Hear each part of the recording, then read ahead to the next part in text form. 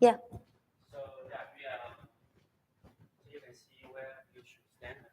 Oh my God. Okay. You can stand at the podium or you can walk a bit in the front, but yeah, we're capturing I'll everything. try. Yeah. Okay, cool. I wanted to ask you when to start. Would you tell me, because kind of I'm supposed to start. So I'm supposed to have like in 2 minutes, but there are a lot of not a lot of people. Like yesterday, I did had. So just keep in mind, right now you are live streaming to the internet with your mic. Yeah. Oh my God.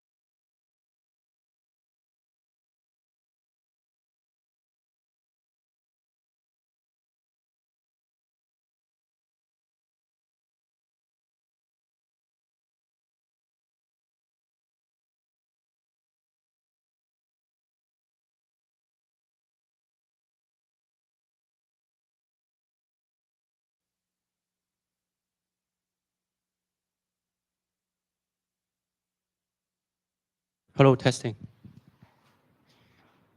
Hello, everyone. Welcome to DEFCON US 2022. My name is Marco. I'm the moderator in this room. And this is conference auditorium room. So we are going to have a series of talk in this room. You will have the chance to ask questions after each talk. But before you ask questions, please either come to here to ask question, or ask me to pass you the mic. So, and then I'm going to introduce our first speaker, Eva Levinston. Hey, everyone. So welcome to the talk about JWT and how to use it in a safer way. So we'll begin with what is a JWT. So a JWT is a JSON Web Token, and it's usually used for authorization processes. What we're going to talk about is what the problem that JWT tries to solve, the structure of it, and then which mistakes we should try to avoid. My name is Ira Cherkes-Levinstein, and I'm a senior developer for Synopsys Israel. I work on Seeker, which is the interactive application security testing solution. And what I do for my everyday is basically try to help Java developers to secure their code. Okay, so JWT, JSON Web Token, is a compact URL safe, a way to transfer information. This is the token part. And the other part that is it's digitally signed, so it can be trusted. If we look on like the basic structure of application. We can say there is a user app, then you have a server and a database. The user authenticates to the server, then gets a session ID, right? The server authenticates with the database, sends a session ID, and in each following request, the session ID is sent. The session IDs can be sent in the, can be kept locally in the memory, and it's quite fast. But now, what is going on these days? The server is basically a lot of services, split different services. Each service has a lot of instances that are deleted and created. And now what would happen? If just the user would authenticate and get a session ID, and this session ID is saved in the cache, we'll then have to create some form of stickiness. And all the following requests will have to be sent to the same service. This kind of, this is a problem ongoing a larger and larger scale. So the other solution would be probably to save it in a database. But then each service that gets a request will have to verify the session ID with the database, creating, again, slower request and slower throughput. Not only that, you also have to pass this information between probably different services. So this is the same one from the bottom. And wouldn't it be nice if we could send the entire information about the user that most of our services need from the user together compact? Then it can be passed between the services. You don't have to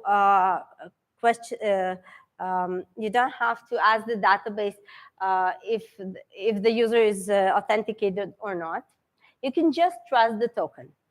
But what is the problem? If this token is not signed, then anyone can pass whatever token they want to, and your service will decide that this is an admin. This will jeopardize the security of your system. So this token must be somehow verified to be correct, and this is the part of the digital signature. Let's talk about the structure of a JWT. So you have a header part, a payload part, and a signature. The header part is a small JSON that describes the token. So it usually has the alg field saying what is the sign-in algorithm and the type. That would be a JWT. There is also an encrypted token, but most of the tokens used are usually unencrypted. Then this JSON goes into base64 encoding, so it can be sent in a request without further escaping. So either in a cookie or a header. The payload part, this is like the heart of the token. This is the part that contains the information.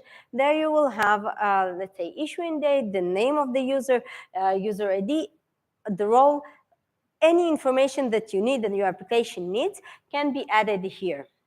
Again, this JSON is base64 encoded to be passed safely in the, be passed without further escaping in the request.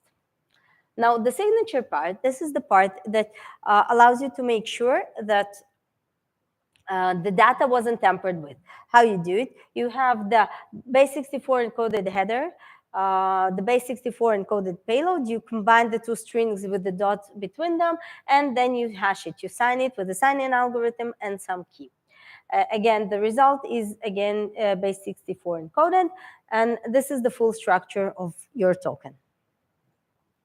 How this will look? How does it look like? So you just kind of a string base64 encoded, and you can play with it in jwt.io, change the header, change the payload, see what is going on.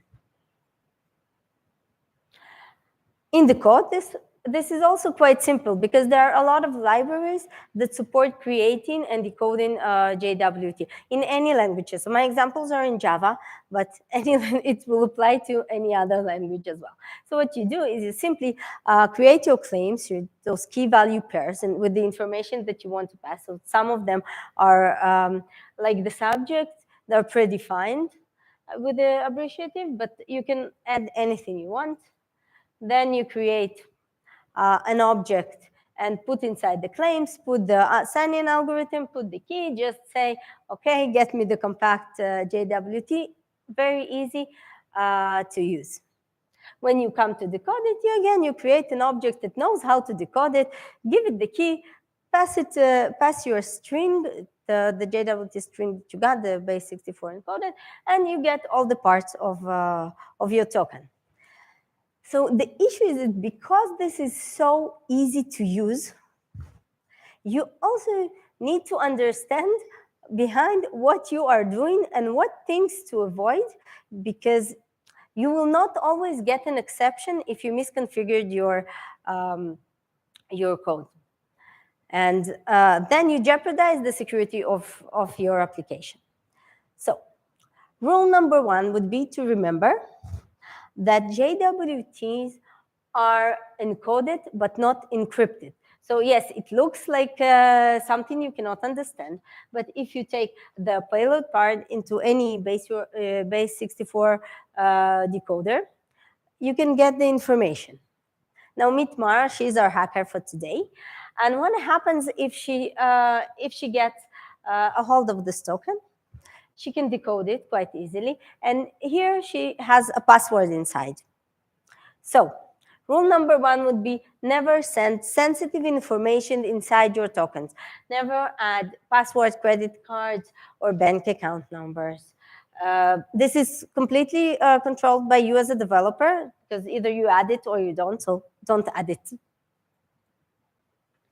Okay, the other thing would be to remember that JWTs are actually easily created. So you cannot just assume that you know the exact source of your token. Because here's Mara, and she will try to send you tokens that will look like true tokens, but they are not. So what are the rules about that?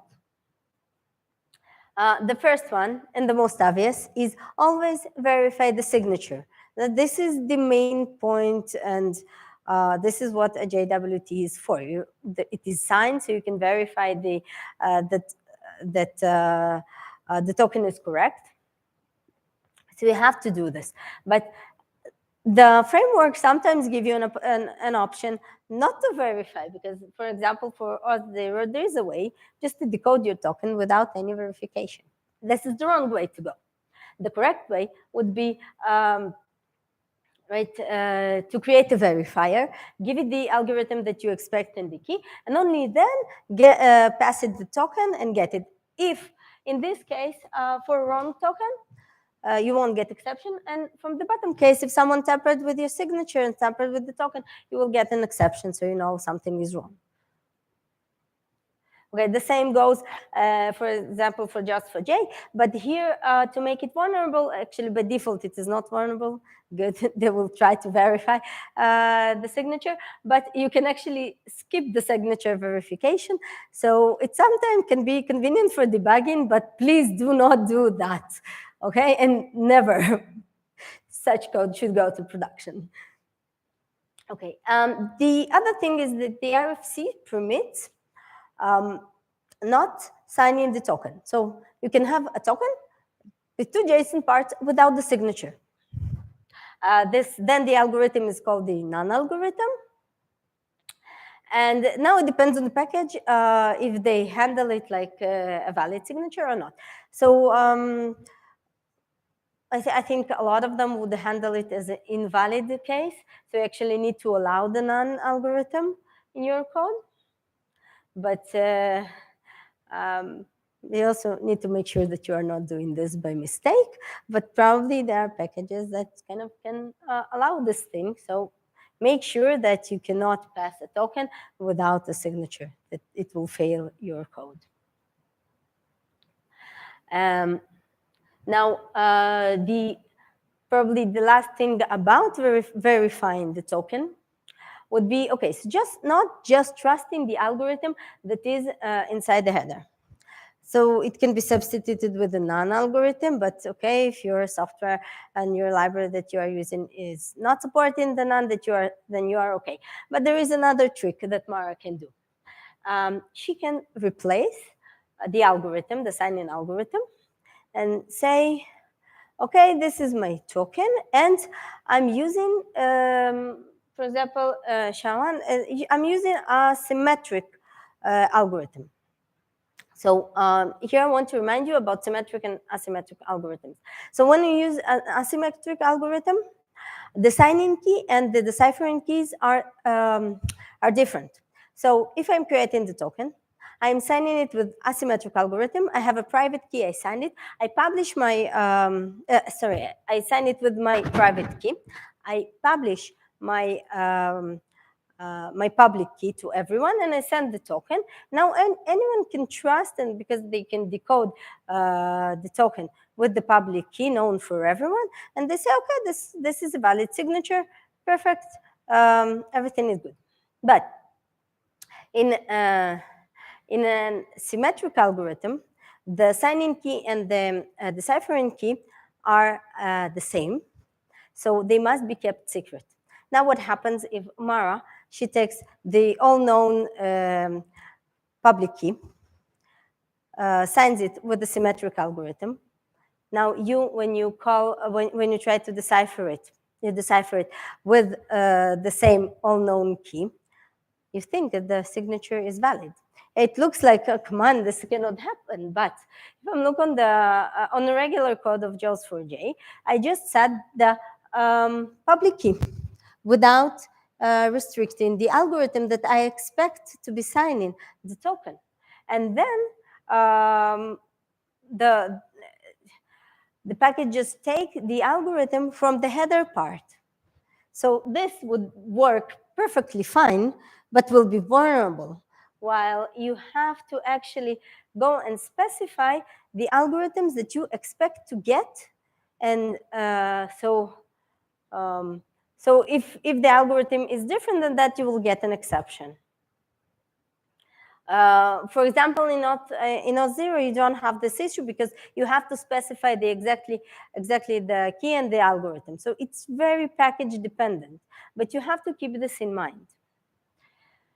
Now, the last thing about those tokens is you also want to validate the claims. So JWTs are used as keys, and they are passed. So you want to make sure who is the one that signed the key, and this is that you got it from the right source that you expect. And you also want to consider your expiration date, because if now the token, so it's saved somewhere and Mara has access to it, and it was expired after half an hour, but she gets it after 1 day, she can still send it and use it like a valid token. While it is not a valid, it should not be a valid token. It was expired because it has an expiration date. So you actually have to verify those claims of expiration and of issuer, and this you have to do actively as a developer, because like the default code will not contain this. You actually need to specify it. So either in Auth0 or in JAWS4j, you have to specify, and probably in other packages, because like the framework doesn't know what you want to verify and what you expect to get. So you have to do it actively. Another thing about expiration dates is the following. So it's more like of a design consideration. So long expiration time will give the hacker a longer amount of time to get your key and to use it. So we would prefer short expiration times, right? But now, there are, if you look, there are kind of two common uses for JWT. So you have either user authentication or API authentication. What is the problem with using this as a user authentication? Because if you authenticate your user by some form of credentials, you have to have long expiration time, because a human user would never want to enter the password every 5 minutes. So this kind of jeopardizes your system, and this should be a consideration. While the other thing is using API authentication, where two services communicate between them and then authenticate. So one is, I don't know, on one end, the other one is the server. They need to exchange information. A service wouldn't mind authenticate every minute, every 2 minutes. It's not a problem, right? So this would be a better use of JWT tokens. Okay. So let's summarize what we have talked about so far. So we talked about JSON web tokens, that they are a compact URL safe and digitally signed form of transfer information. They are used as authorization tokens. So servers can get a token, and each following request, it sends the token. The things to remember is that JWT is encoded, it is not encrypted. So never to send sensitive information in the token. And it can be easily created, so you must verify the signature, verify the algorithm, use a strong sign-in algorithm. And that JWT eventually is a key, and you want to make sure that this key behaves as you expect it to behave. It has the expiration time that is valid, and the issuer is the correct one. Okay, so here's the checklist for using JWT securely. So never send sensitive information, always verify the signature, verify the claims. Never allow the non-algorithm and use predefined algorithms. And feel free to ask any questions now or afterwards. It will be during the entire conference. Just contact me on LinkedIn. And that's it.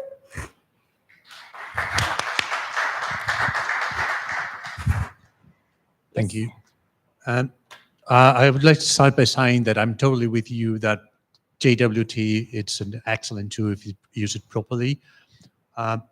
Nevertheless, one criticism against JWT that remains is that it is not a protocol, right? Meaning that people can add whatever claims they want inside of the JWT, right? Including for the things that you mentioned here, like the expiration EXP or the not before claim, ISS, and so on, right? I would like to hear your take on JWT not being a protocol, and if you see that becoming a standard in the future where those claims are enforced rather than adopted by convention. Well, this is a great question. It's more like for me, it's more like an architecture question, but each application will probably want different information about the user to be passed. So because the intention is to pass the information that your services need in order to operate and reduce the time, like the database access. So I'm not sure you're going to cover everyone's needs. So I don't think it will become a protocol, but who knows?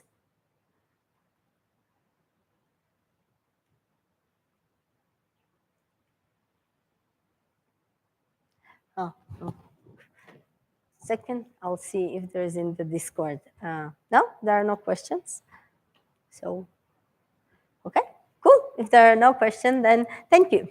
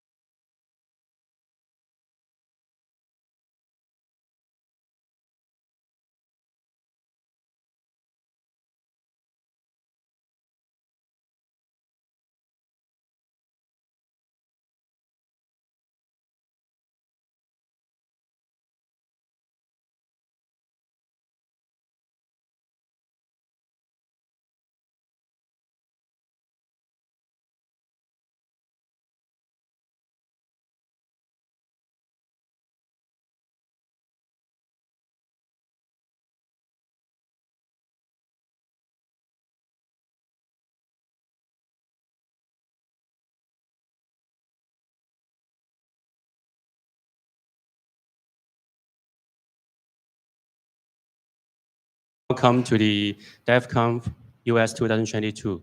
I'm going to introduce our next speakers to you guys. They are Andrew Brock and Alex From.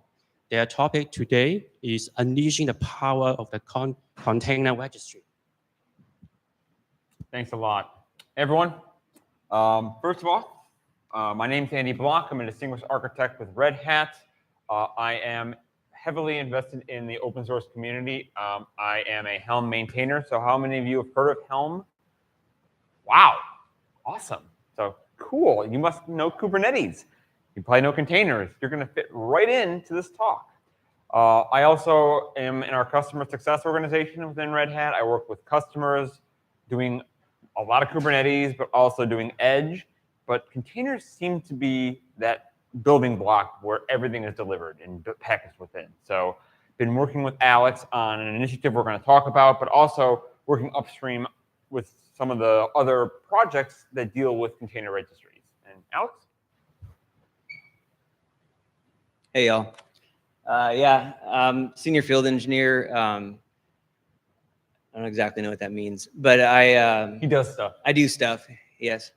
And it's usually with regard to systems design, architecture, and the trend. I don't know. I'm not even going to say it, but yeah, systems design and architecture. So that's He's the brains. All right. So containers, images, registries. Oh my. That's what we're going to start with. Everything about building and running containers and serving containers. So not a surprise here. Containers have fundamentally changed how software is developed, packaged, and delivered. You look back 10 years ago, how many people were using containers? Nobody.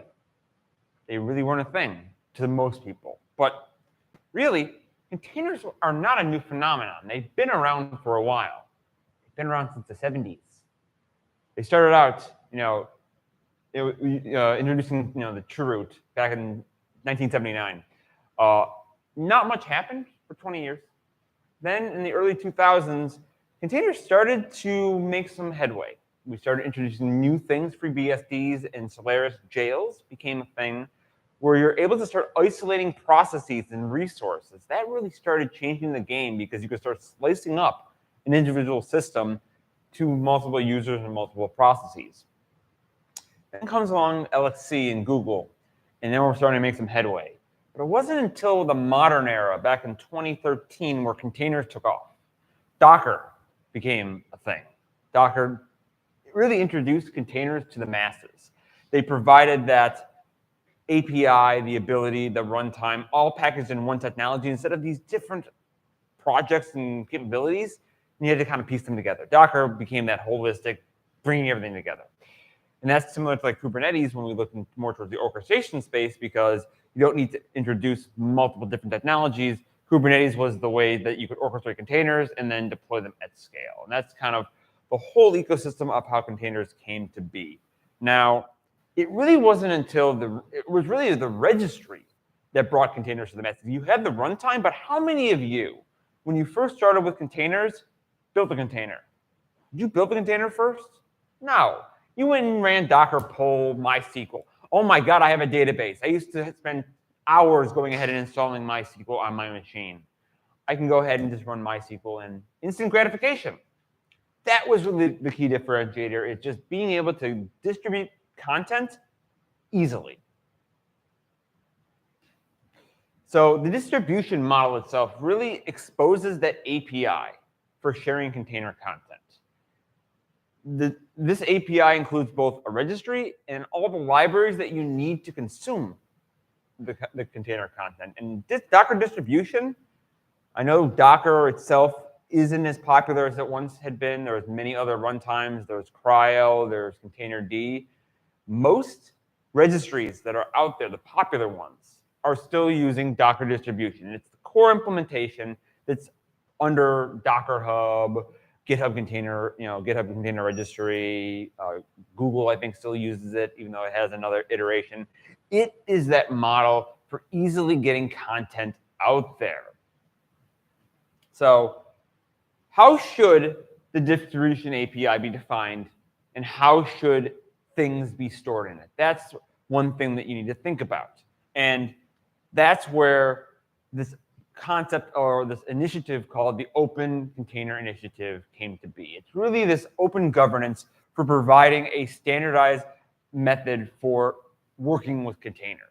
Because back in the mid-2010s, you had a lot of different players who were starting to get into the container space. And a lot of fractions started to occur. And OCI came in to try to bring everyone together to say, okay, we know there's a lot of different opinions. Let's go ahead and provide an interface so that no matter what, you can go ahead and work successfully in the container space. If you're in Kubernetes, you may have heard of the deprecation of the Docker shim that happened recently.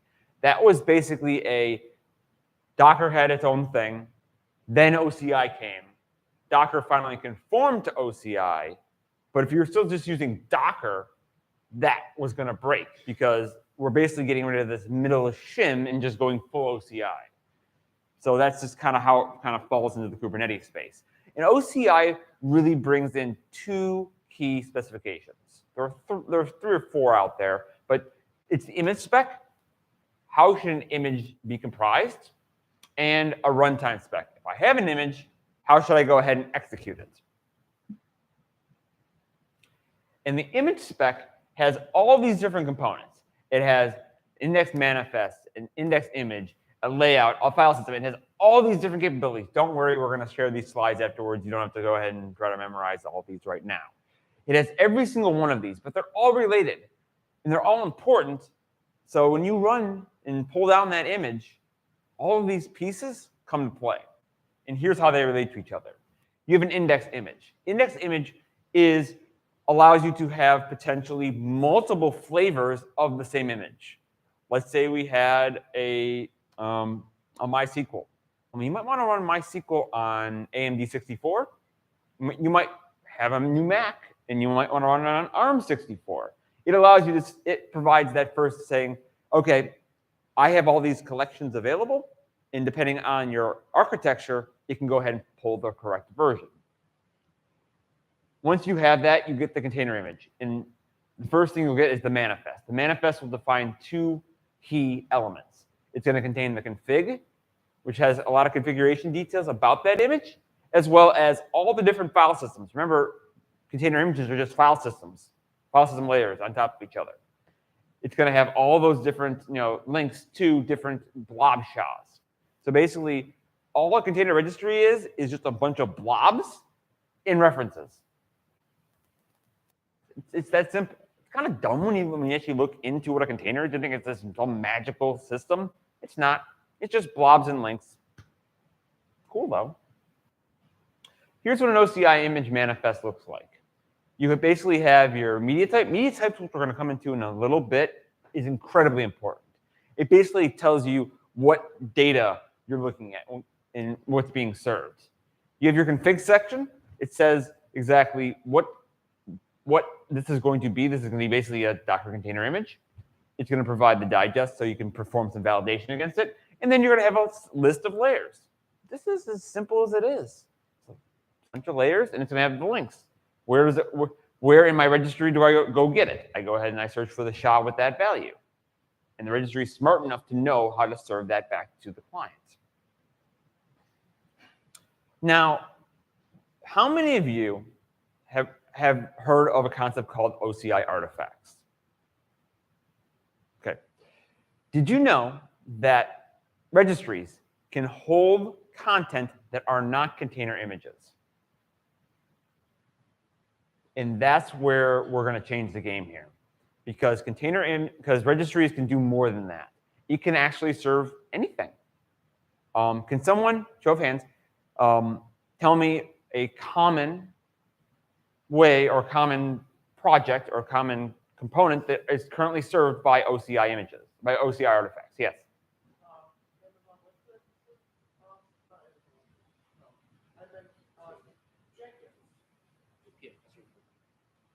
Oh, I'm sorry. Could you repeat the question? I was a little bit confused. Yeah, no worries. No, so Does anybody know a common use of OCI artifacts? Oh, sorry about that. Even though I have it on thought the was slide diff- there, but it was a different question. I thought I had a different no worries. question. But, oh, sorry. Yep, all good. Oh, no worries.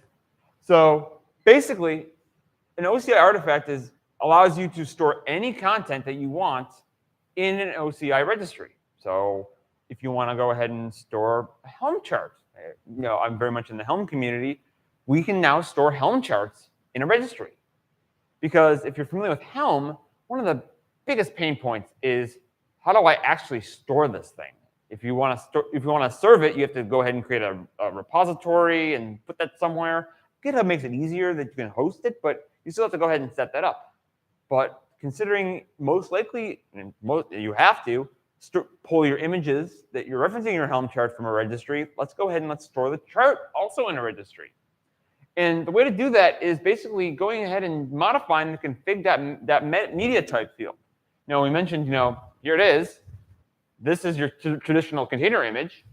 It's just referencing an image. We can actually go ahead and change that field to specify a different type. But the key thing here, and this is important, is that not every registry will support OCI artifacts by default. It's an opt-in model. Docker Hub doesn't. Quay has partial support. GitHub Container Registry does have support. Google also has support as well. But as more and more of the use of OCI artifacts becomes more prevalent, more and more container registries are starting to add support for it because of the possibilities that are enabled. And this is really how it works. We no longer have a top-level media type anymore. This is how you define an OCI artifact. And we're looking at the manifest again. And this is the key here, is we can now specify the media type in the config media type. So this is the config that is used by Helm. So if you're storing a Helm chart, this is what it looks like. You have your config, but you also have the two pieces of a Helm chart. You have the provenance file. So if you've signed your chart, you'll have a provenance file, and you'll have your tar, which is just the chart itself. This is as simple as it is. Once again, a config in layers. And your clients are able to consume that. Now, what if we wanted to add additional metadata to our artifacts? Now, we mentioned, we introduced how we can store data in there, but what happens if we want to add some more content, some descriptors to it? And we look back at, the provenance file, the tar, but there's no context to it. We have no idea what it is. It's just a tar. Can we go ahead and learn more about it based on the details on the manifest or anything in the OCI spec? And the good news is we can. The OCI spec allows us to add annotations to it. You can add it in multiple places. You can do it on the manifest itself. You can do it within the config property. You can also do it on each individual layer. It really allows you to provide a way to provide more details about the content that's stored in OCI registries. Right now, we're kind of hacking away around it, but now we actually have the ability to do that more natively within the registry itself. It's within the specification. We're not building anything new. It's already there. So let's say we want to go ahead and we have an artifact. We can just do, once again, very much like Kubernetes, key value pairs. So I can say animal equals dog, content equals true, device equals radio. And then on the other artifact, animal equals cat, content equals true. And we can now add relationships to it. So give me everything that has potentially content equals true. And you can start doing some interesting things with that and build relationships. And you can even start building complex relationships where artifacts can now relate to each other and form a graph of details. Some complex options and capabilities are now enabled by this. It's kind of crazy, yes?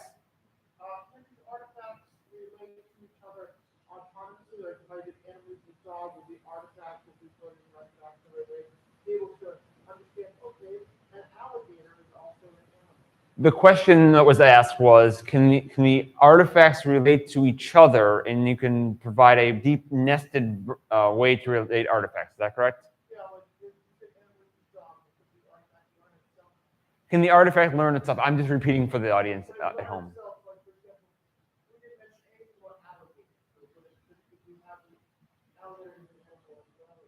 You could potentially say, okay, I don't know about this, but maybe you could build out models that says, okay, this doesn't have it, so you can build a more deeper model that could say, okay, where are other artifacts that might have it? So potentially, there are options out there. It's kind of crazy. That's why this is so exciting, because you're starting to see how you can start building out more and more things because of it. So let's go ahead and let's showcase a way that we can really start using these concepts for new opportunities. I'm going to turn it over to Alex, who's going to talk more about how we're going to realize that power of the OCI registry.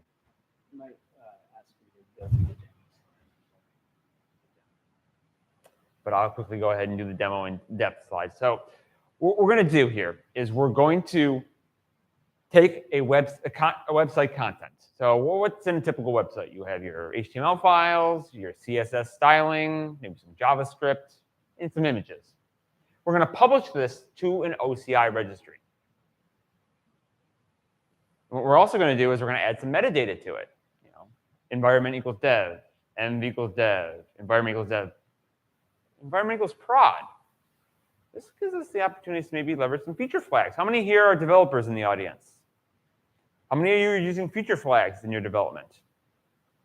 This gives us the option to potentially enable certain feature flags.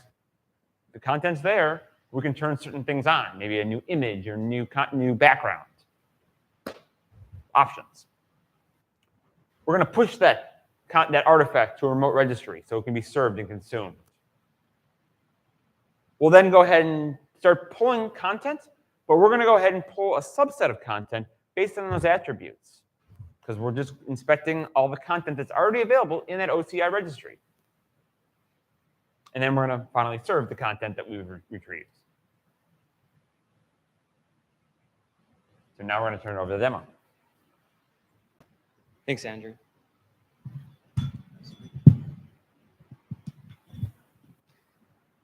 He's the professional talker. I'm kind of like, you know, this isn't my full-time gig, so sorry, bear with me. Sorry. All right. Just one couple quick setup things before you get started. Could have probably done before. Can you also blow it up a little bit too in size? Yeah.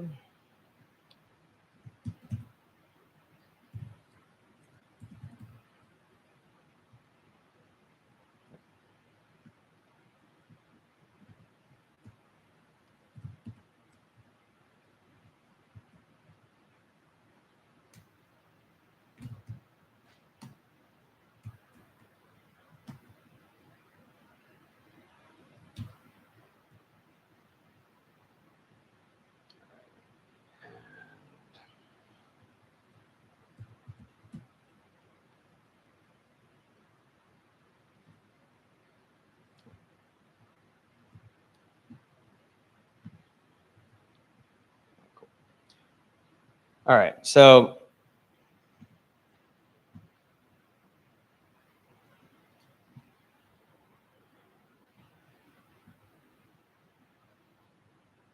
just 1 second, sorry.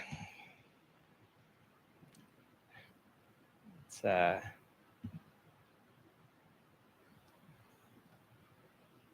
have a little script I wanted to go through with you. Not a computer script, but a human script that I wanted to give you, but I didn't have it pulled up, so.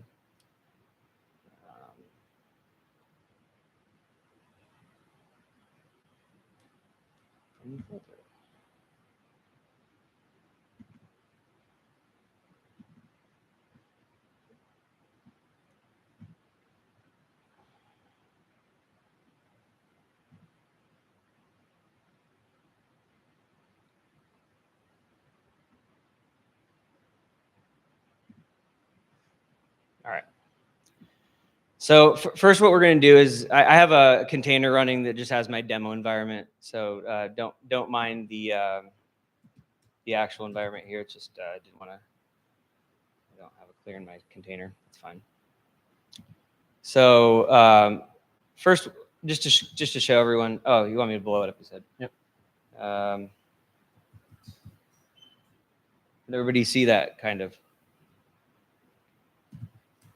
So here I have a couple things that I prepared here. So I have this this script that has a wrapper on a reference client that we've been building that implements this type of OCI artifact publishing. And then I have another script that wraps that reference client or that reference implementation of our client that performs the pulls by attribute. And then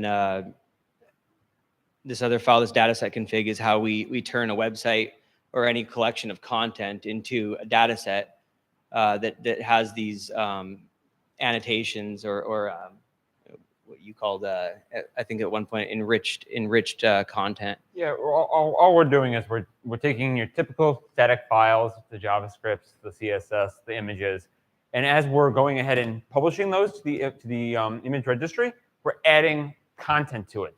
And we can get a little bit more into details a little later, but we can talk about how we're doing that and relating to, okay, if I have a file in certain folders or in certain directories, let's go ahead and add certain metadata, the env equals dev, the env equals prod, so that we can then retrieve it later. So what we're going to do first is we want to take an existing directory structure of website content and push it to an image registry. And that's what he's going to work through now. So right here, we have the dev and the prod version of the website, and I'm just going to push the dev a change to the dev version so that we can see this in action. So the first is just me changing this, and I just want to go into this directory real quick. So so right here we have a caddy binary. I don't know if anybody's familiar with caddy. It's just a web server. And then I have these two subdirectories that are the local is the dev, and then the production is going to be prod. So what I'm going to do is I'm going to take all of this, including the binary, and I'm going to push it into the registry. And if anybody saw, I just started up a Go container registry on my local host before I started the demo. So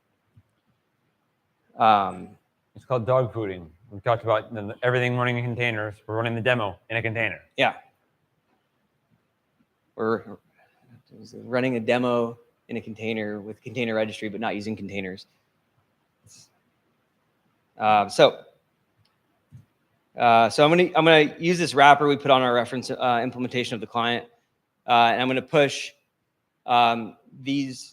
everything under the push directory to localhost, and I have the devconf demo and version 1, and because this is local, I'm going to not use TLS. Let's try that again. All right. So I just took that all that, and you can see here, this is, like I said, an early prototype of the reference implementation that we're using. So I think it produced an error at some point in the beginning of this, and you're seeing a lot of debug output because that's where we're at right now. So at the end of everything, we were notified that we've pushed this artifact. So Andrew showed an example of an artifact manifest and elements in it. So never mind that, but you can see here it's all as he previously demonstrated, but here we have these annotations.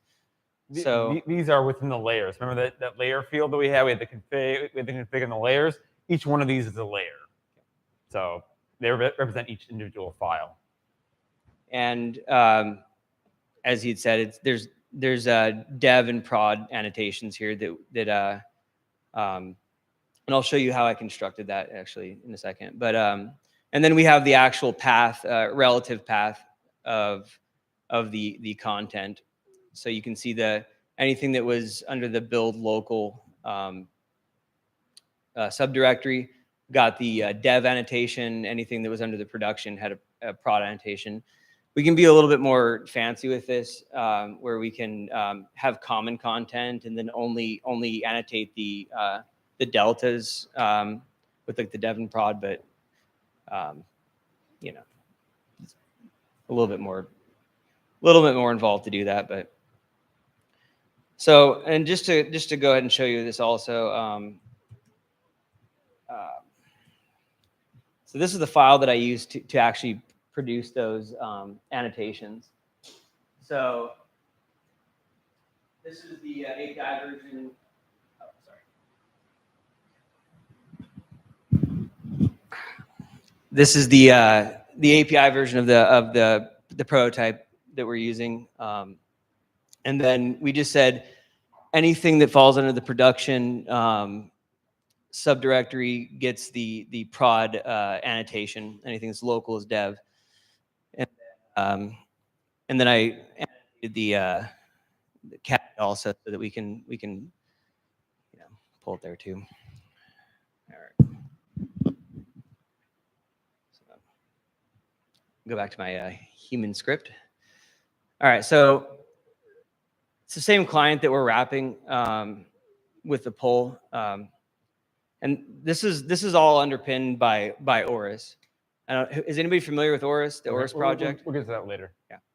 So that's the underlying technology that we're using to push and pull these artifacts to and from the registry. All right. Basically, what we're doing now is let's say we were on a different machine, anywhere in the world. One of the benefits of the distribution API is I can go ahead and pull down the content and execute it. That's what we're doing now, is pretend that I'm doing it on my laptop, or anyone, you guys and gals, can run the same thing. So here, I'm going to pull the devcomp v1 demo into a demo directory that this is going to create for me. And then the dev, these are all positional arguments that are wrapped in the script. So the dev is the environment that we want to pull. All right, so we just pulled all that stuff, and now it's automatically executed caddy here. So go back here. All right. So you may recognize something similar to this that we've used to learn more about this conference. So I've disabled all of the I'm going to call them feature flags with the website. So except for the actual links to the subsites. So that's the dev version of the website. And then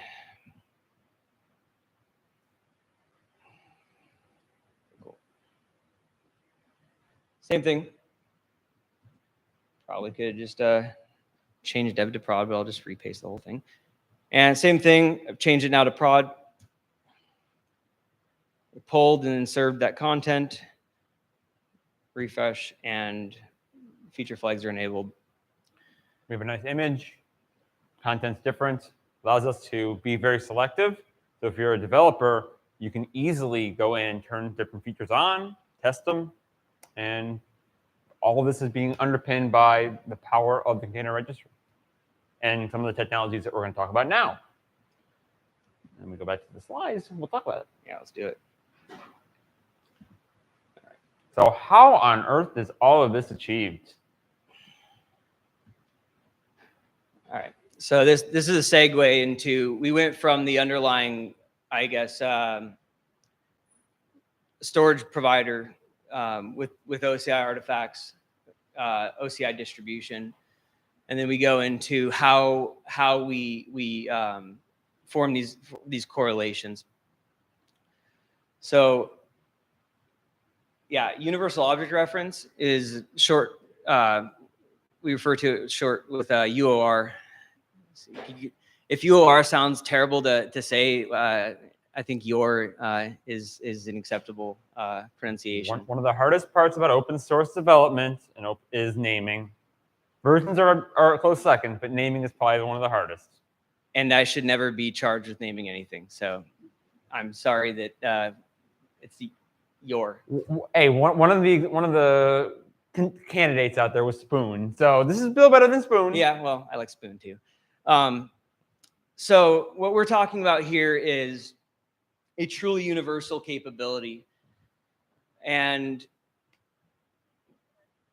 I don't want to sound like a lunatic, but when I say universal, I mean truly universal.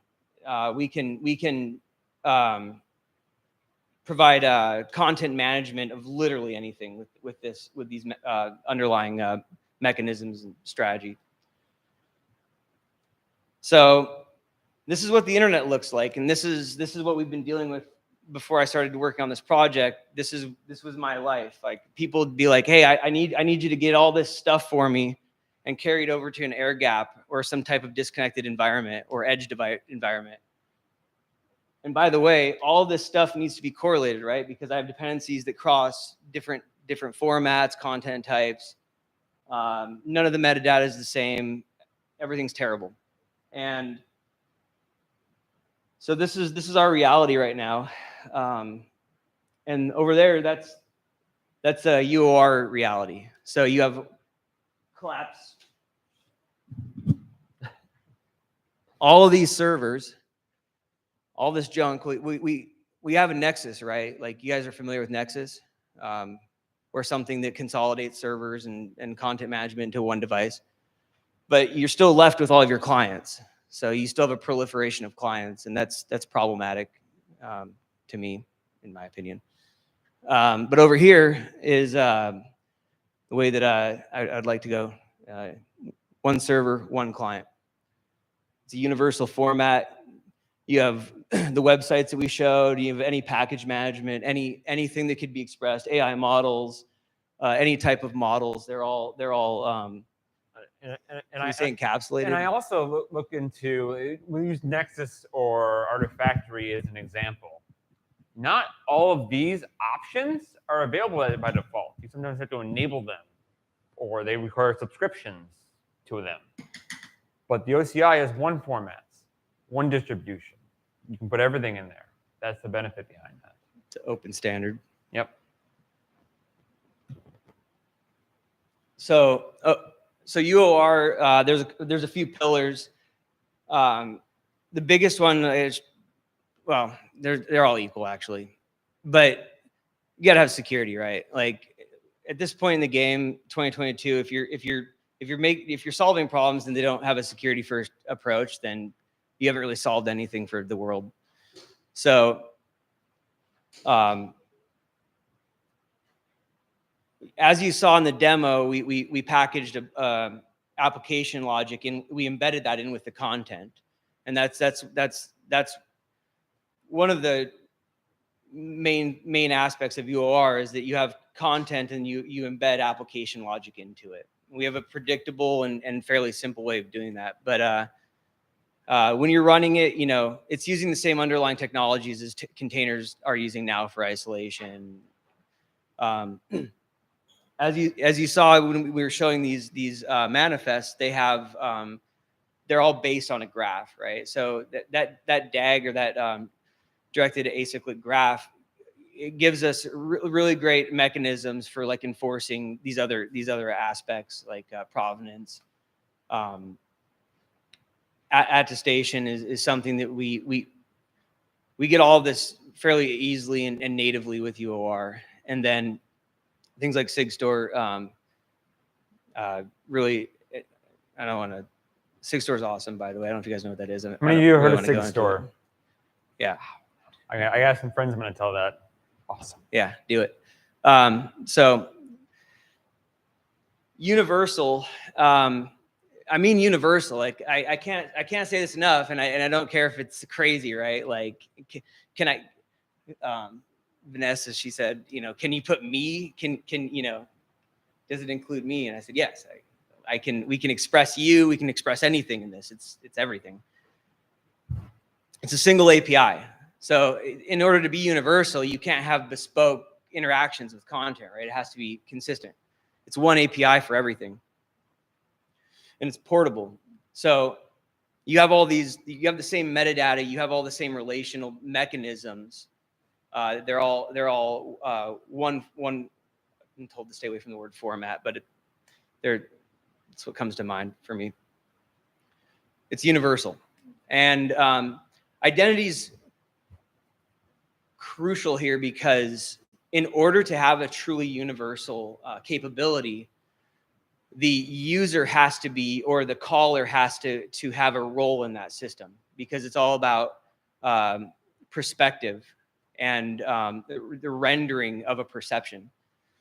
And so when the user interacts with the system, they're presenting a part of themselves in their relationship with these objects. And if anybody wants to dive into this, we have some supplemental content that goes over some of these concepts and using terminology that might not be expected. So this is super exciting because like our boss just got up on stage and just said federated AI models, and I didn't have no idea he was going to do that. So yeah, you know, you have models, you store them in a registry. They're not in containers. It makes versioning and management really easy. And you can make these relationships, right? So you have your model. Well, first of all, I can express the model, each node. I can express any formatted model in UOR, right? But then I can say, oh, okay, I have relationships, right? I have validations of that model. I have going back to the provenance and attestation, right? Like you have a lot of ancillary content that goes along with everything. And so we can form those correlations here.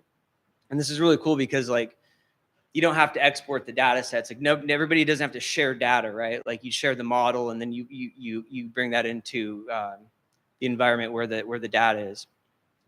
Yeah.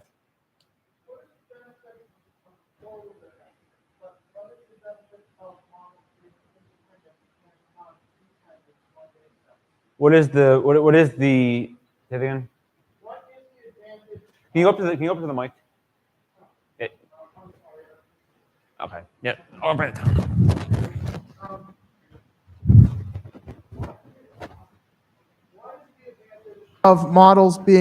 What is the advantage of models being independent and not dependent of data sets?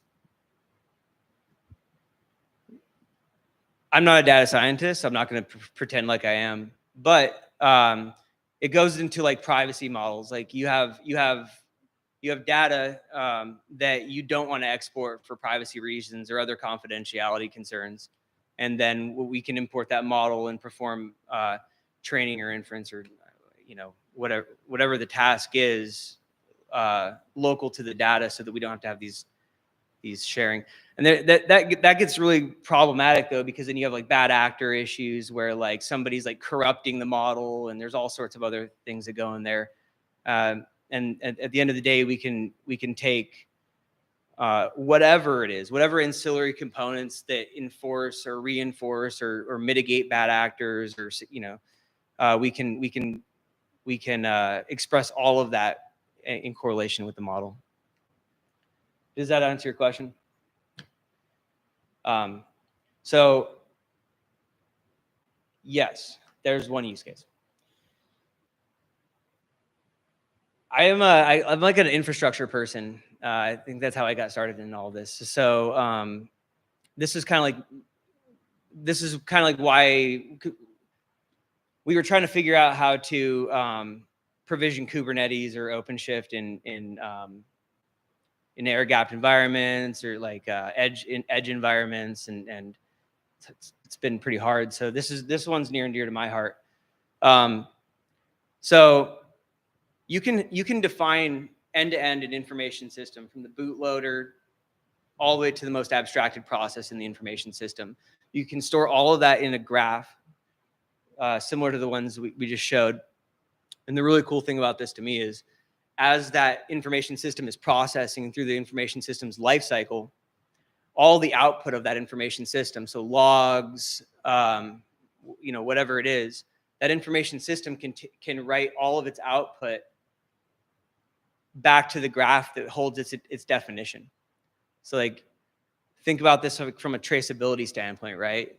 You have a system running, its output is written back to its system's definition, or another part of that graph, and then you can make these correlations, right? I had this configuration and it produced this output.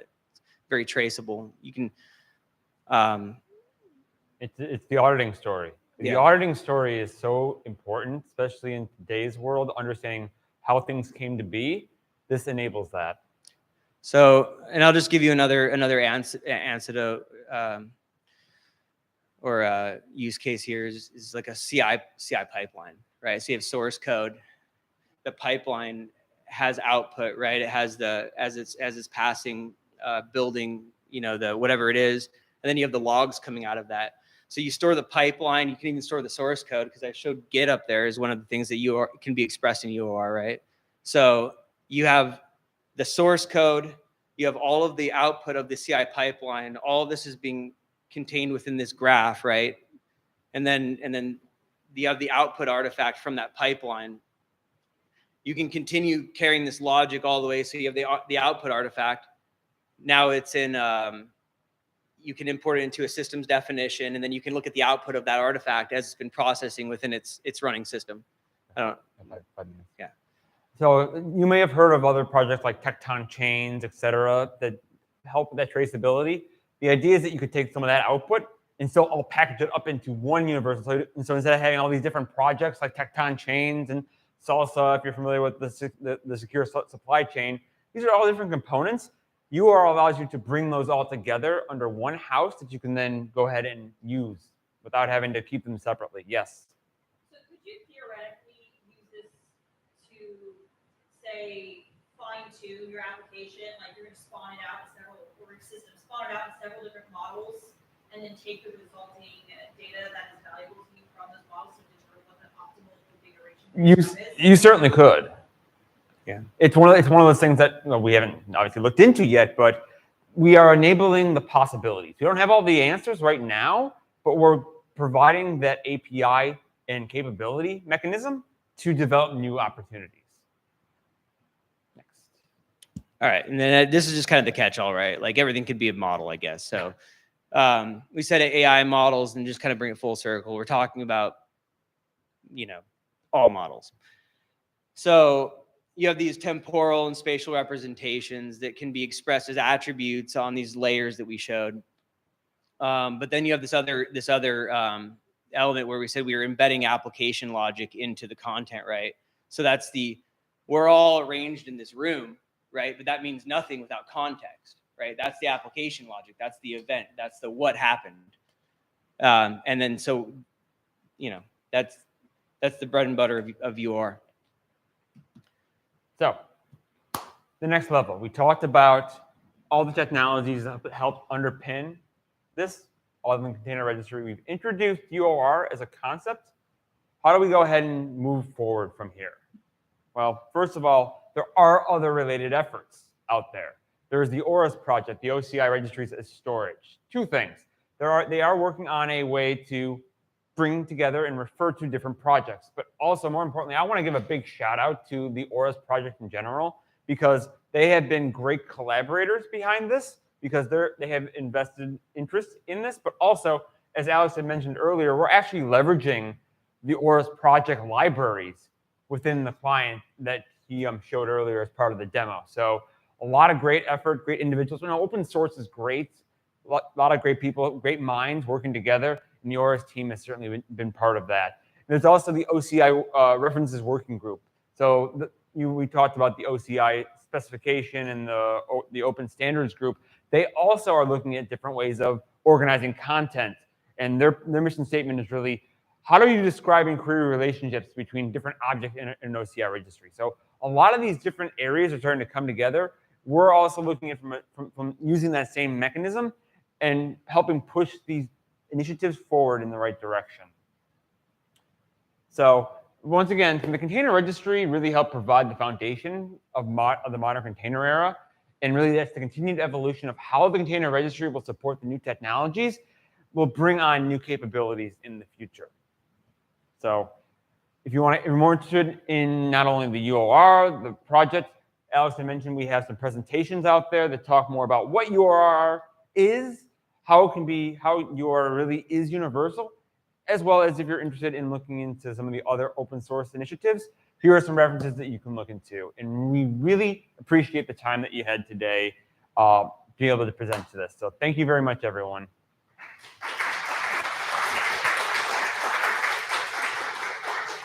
Any questions? Yes. And if you can come up to the mic, that'd be great.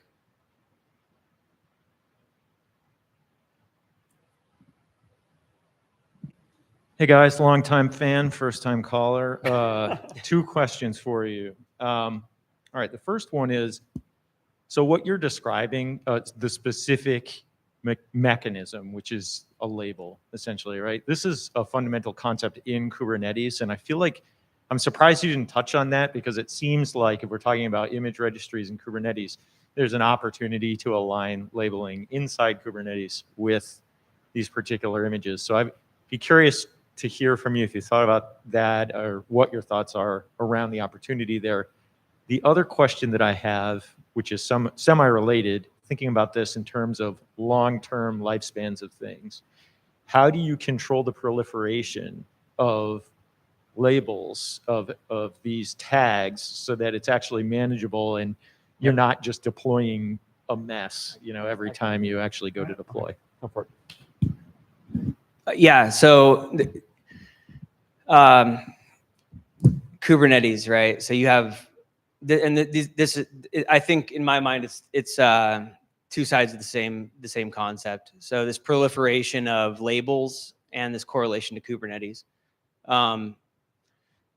We didn't go over the underlying mechanisms of UOR here, but one of the foundations is this idea of schema, and you could an analog for schema would be a custom resource definition in Kubernetes.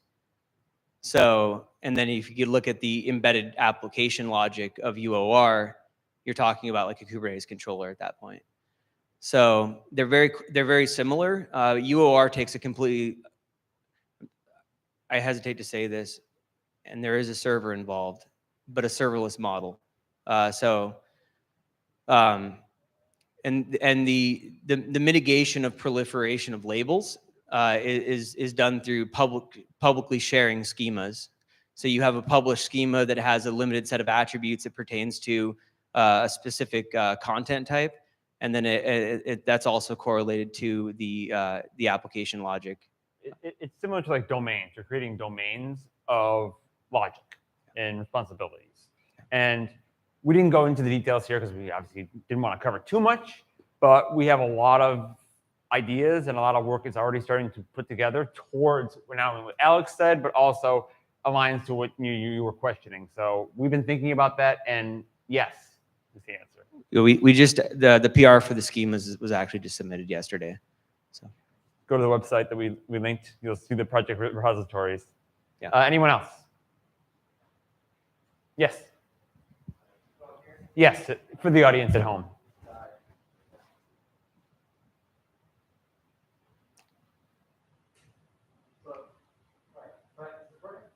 Whatever. I'll repeat it, no worries. Yeah, I like a lot of the ideas. One thing that's really interesting about the container registry model is like, pull secrets. Mm-hmm. And so I'm trying to figure out the layers here, but like, let's say I push some content with Oci Artifacts to like a private Quay instance or whatever, anything that has Oci Artifacts. And then I want to pull it using a client like that should interpret it. Does the client libraries know how to parse, my home Docker config JSON? Yes. Or okay, so that's just sort of the de facto default for it. We're not trying to reinvent how containers are pulled. We're not. We're using the same specification because there's an interface and there's the OCI spec. We're going ahead and complying to that. We're just adding. I always use the concept of Colonel Sanders didn't invent fried chicken. He just perfected how to use it. OCI is the chicken. We're going ahead and putting the ingredients together to build the tastiest chicken possible. Yeah. No, it makes sense. I think though the next step, right, is it feels like in some cases you want the client, whatever it is, like whether it's NPM or like the language package managers, in theory, like they'd end up growing a config option if you wanted a separate pull secret or something like that, right? Like this would start to take over some of the aspects of what those things do, right? Would you agree with One of that? the challenges of all these different tools have different flags and different capabilities. This would potentially, try to bring in some synergy between these, hopefully. But once again, bringing everyone together, it's hard. Yeah. That's the hardest part. Yeah. Yeah, that's all good. Anyone else? Can I pull this content with Scopio right now? Yes.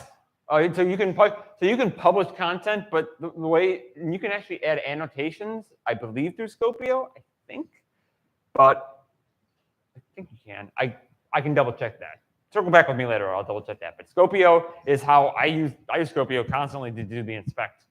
So he went ahead and he just did a curl, but you can use Scopio inspect to inspect the different layers and different manifests. So fully supported. Cool. I think like Scopio and Crane and those, they kind of like varying levels of successes when you're interacting with artifacts. That's why I kind of always just default to curling everything out. But everything in the end just uses the V2 Docker API. So open standards that are being used constantly. Yes. How is Red Hat as a company contributing to this new technology that was discussed today? How is Red Hat? So the question is, how is Red Hat contributing to could you the repeat technology the- that was discovered that we talked about today? You have a lot of Red Hatters who are working and leading this initiative. So Red Hat, has a lot of involvement from a contribution standpoint right now. This is still obviously very new technology, so we're excited about the future and be able to share this as we go along. Thanks, everyone.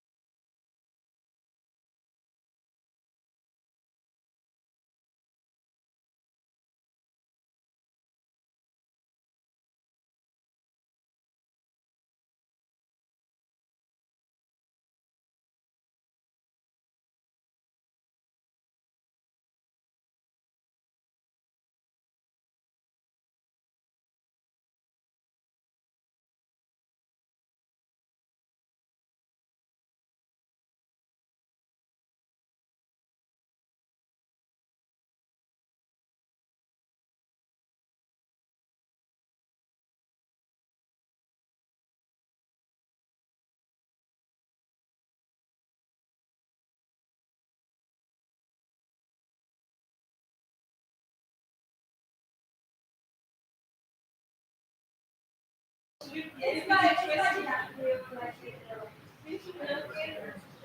YouTube.com US.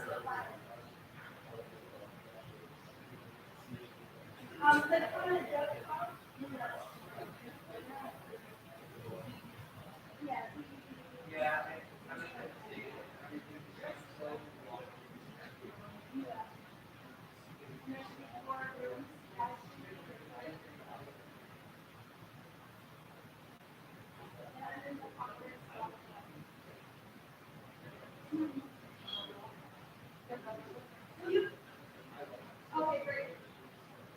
Hey, Gary, Michael will be really mad if you don't call Michael comments. You promise to call him? Okay. Yeah, thank you. Bye. Oh, it's Kiki Slivers. There we go. I stole it from my daughter. Isn't that awesome? I love it.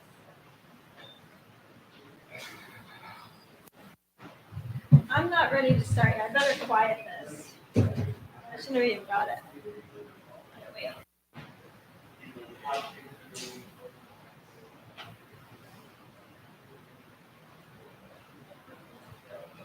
Let me see if I can't. Is everything mirrored? No, I gotta change that. Is it mirrored?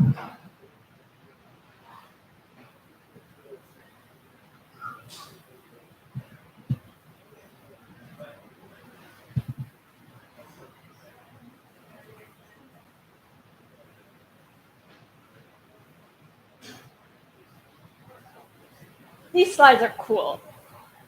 I got them from SlideGo. Yeah, I know. I didn't do them. Thank you. It's very futuristic. So I will start here, but let me make sure my terminal's up because I want to make sure that it's big enough. And yeah, and my mic too. Yeah, I got to turn that on.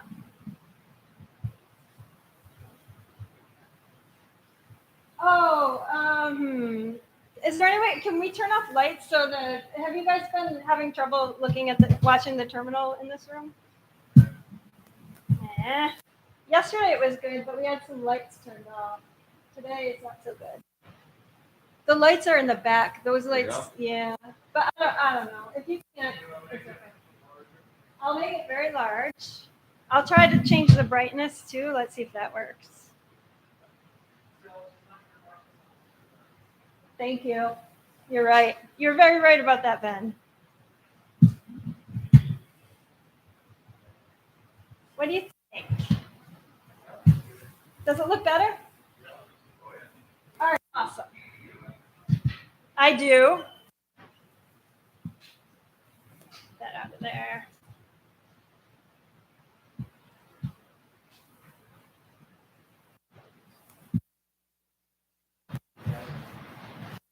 All right.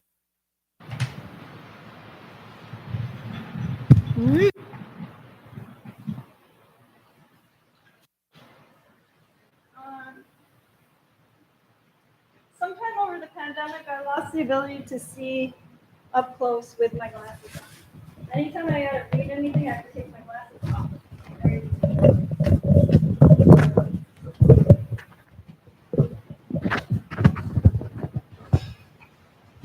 All right, let's see. That will work.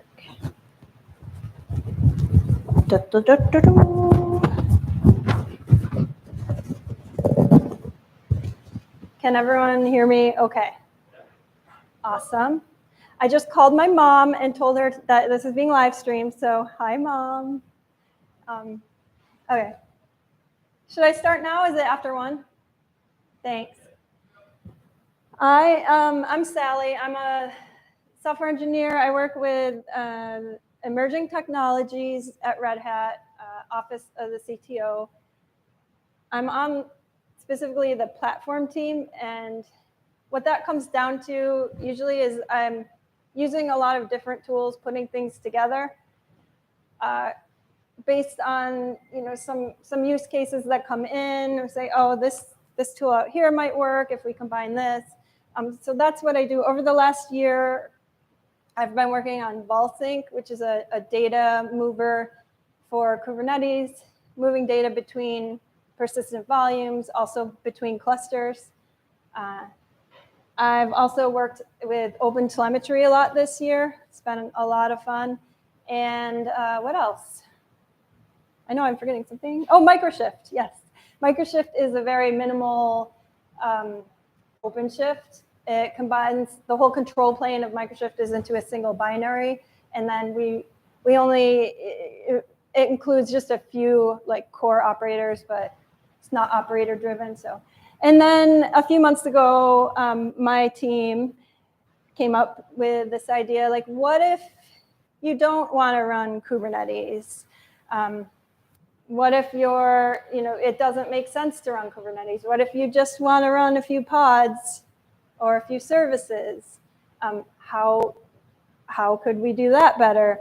And so what came out of it is Fetch It. And my name is down there, but there's really 3 of us working on this project right now, hopefully more after this talk. Hopefully you all will join me. But it's Ryan Cook and Joseph Sawaya. They couldn't be here, so it's me. There's our GitHub repo. Yeah. So it combines Git and Podman.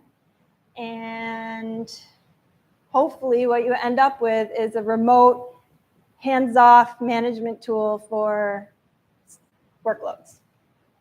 So GitOps, there are a lot of GitOps tools coming out lately. Why? Is because Git is awesome. It's a single tool that everybody knows and loves and can handle everything from development, obviously version control. You can release things using Git, deployment. So all in a single tool that just simplifies your tool chain. It actually like reduces your security footprint, the area, you know what I'm trying to say. And it's Git is easy to revert and roll back. There's this chain of trust and verification with your content. Every Git object is cryptographically hashed. It has assigned a cryptographic hash. So it's all of that. For all of those reasons, GitOps is a great tool all around, and it goes beyond pull requests. And then Podman. I could talk all day about Podman. I use Podman throughout the day, every day. If you work with Docker, I am sure most people in here definitely know what Podman is, but but I will just say it, because I included it. And for those of you that don't, it's a daemonless container engine. Docker works with a Docker daemon, client server. Podman works with a fork exec model. What that gives Podman is the ability to really easily run as root or non-root. You don't have to do anything special. It just runs as root or non-root, always has. And it's a single tool to develop, manage, and run any OCI images. And basically, if you're used to using Docker, pretty much one-to-one, anything you can do with Docker run, you can do with Podman. The developers of Podman, I see Matt out there, who is a core developer of Podman, have worked really hard to make that experience true. A few releases ago, Podman included Go bindings and a Podman socket. And I believe this was so that people could run Podman that weren't running Linux. So you start a Podman service in a remote machine, maybe a VM, a Linux VM, and you can connect to the Podman service and run commands. It will feel as if you're running Podman on your own system. But they also include Go bindings, and with Go bindings and the Podman socket, you can, from within any Go application, call Podman functions. So actually Ryan was like, that would be cool if we used the Podman socket and wrote a Go program to do that. And that's exactly what we did. And I love Podman for its systemd integration. It goes really well with systemd. So much so that Podman includes a tool, a command that is Podman generate systemd, and that will take any running container. Now, some of your running containers might have like 10 different flags, volumes, ports, and you can take that container that's running on your local system and run Podman generate systemd. Out will be produced a unit file. Unit files are very unfun to write manually, so I create all of my unit files for running systemd services with Podman generate systemd, because I always run containers. You don't run other things. And the use cases for Fetchit are for edge computing. I've mentioned this. We talked about it this morning. Chris Wright gave an awesome explanation of that. But it's for machines that lack the resources, or it just doesn't make sense to run Kubernetes. We're talking about, we're imagining like a fleet of machines, warehouses, factories, drones, satellites. You get the picture, and they're generating processing data, and now they can generate and process that data on their actual machine, rather than, you know, like an old school surveillance camera would just blindly record everything and send all of that data back to, like, you know, some central location, and there's where they will process and filter it. Well, now, if you think about surveillance cameras, you can inject some machine learning. They're very smart now. You can just, you know, detect movement at, you know, most basic level, different colors, you know, and you can really filter how much data you're moving around, and that really saves on bandwidth. And as more and more things are instrumented, that's going to be more and more important.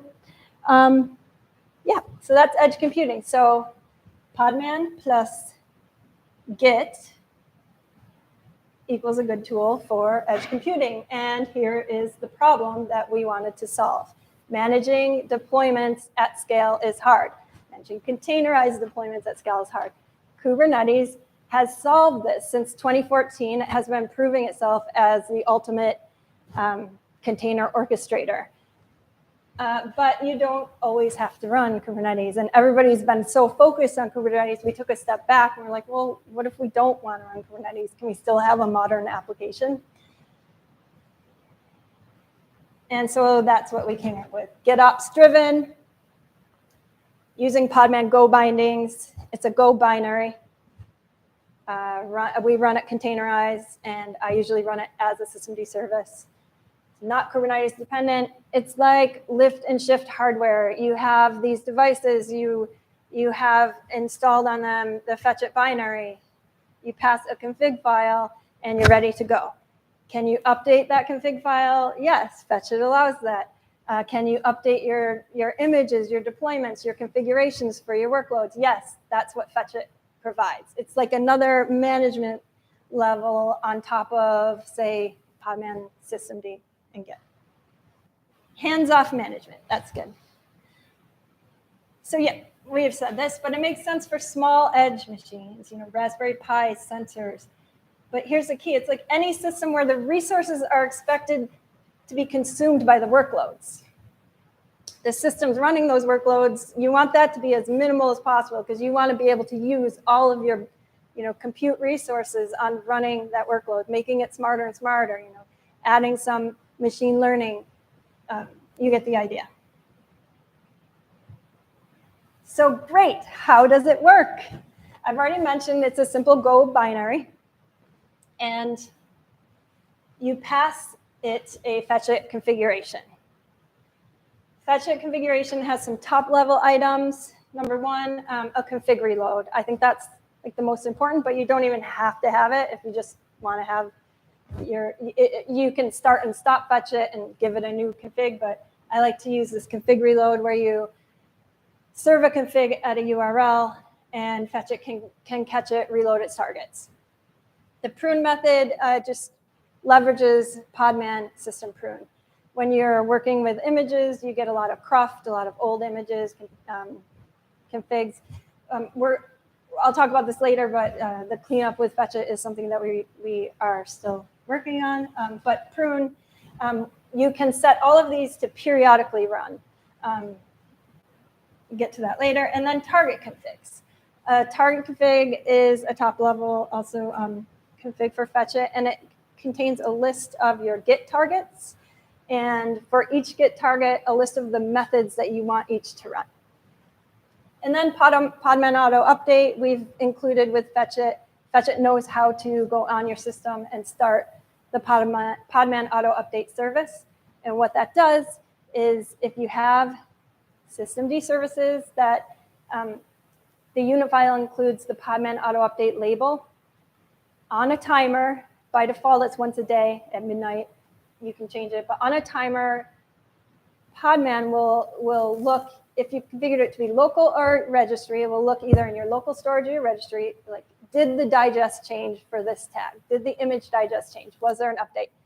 If yes, it will automatically reload, pull a new image, reload it, and restart the pods. Now, Fetch It takes that a step further because I mentioned with Podman Auto Update, if you have a deployment that's running an image, usually you'd want to go from, say, V1 to V2 image. You might not always want to use like latest tag and keep updating the digest for the latest tag. So Podman Auto Update checks the same tag. If the digest is different, it will update the image. Fetch It, with Fetch It, you can configure, you can just update your unit file in Git to be not V1 but V2 image, and then with that, you can update your images that way. Looking closer at that target config, it's a list of these things. Git URLs, you can have private, public, disconnected. I always run it with GitHub, but for this demo, I took it upon myself to start a local Git server because I just didn't know about the internet. And that was really fun because I'd never done that before, honestly. And so that's what we're running today. And then the list of methods. Here's what we've included so far. Systemd takes a unit file from Git, knows what to do with it. You can start at root, non-root. I have a demo. File transfer is like a base for a few of these. Just, you list a directory in Git that you want to take some files and pull them onto your system. And you can tell it where do I want this on my system. Kubeplay, I know I said we don't, these machines don't necessarily need to run Kubernetes, but they can, and you can use Fetch It, or you can, what you can do is you can take a deployment that you would normally run in Kubernetes, which is a YAML definition, and Podman Kubeplay is really great if you haven't played with it. It's a Podman command, and it knows how to run kube YAML files. So Fetch It has included that as one method too. Ansible, it knows what to do with an Ansible playbook. You set the Ansible method, it's looking for a playbook, it downloads it from Git, watches for updates, will run your playbook. Image load is very interesting. So we were asked to, fully disconnect it. How does that look when you're loading images? Well, again, Podman, in its awesomeness, knows how to take a tar file and load an image from a tar file. It, expands the tar file into its layers, and there you have your image. Loads it into your local registry, local image storage. And then what we started with, the first method was that raw pod spec. It's a YAML or a JSON that just describes a pod, and Fetch It knows how to run that on your system. How does it do this? With each of these methods, we use those Podman Go bindings, and we spin up like an ephemeral container on your system. And each of the different method containers knows what to do with its method. So like the systemd container knows I need to mount this, it has some set things, it knows what to do to enable and start your services. Yeah, that's an example. I think we're up to the demos. How are we doing on time? Are we like 10 minutes yet? Yes. Okay. Oh, we're not yet, but very soon. So I explained all of these, but here's a better look at them. Transferring files from Git. systemd, transfer unit files, play cube. I think I called it cube play in the last slide. It's play cube. And I'm not showing that today. I can share with you some of our videos that we have recorded, because there's a lot of improvements going on with PlayCube. I know if Urvashi's here or Matt, like it's as PlayCube gets more interesting and more awesome, we will also be updating that with Fetch It. But it does work very well. The raw pod spec, and then, yep, that's it. So I'm only showing a few of these because we do not have all that much time.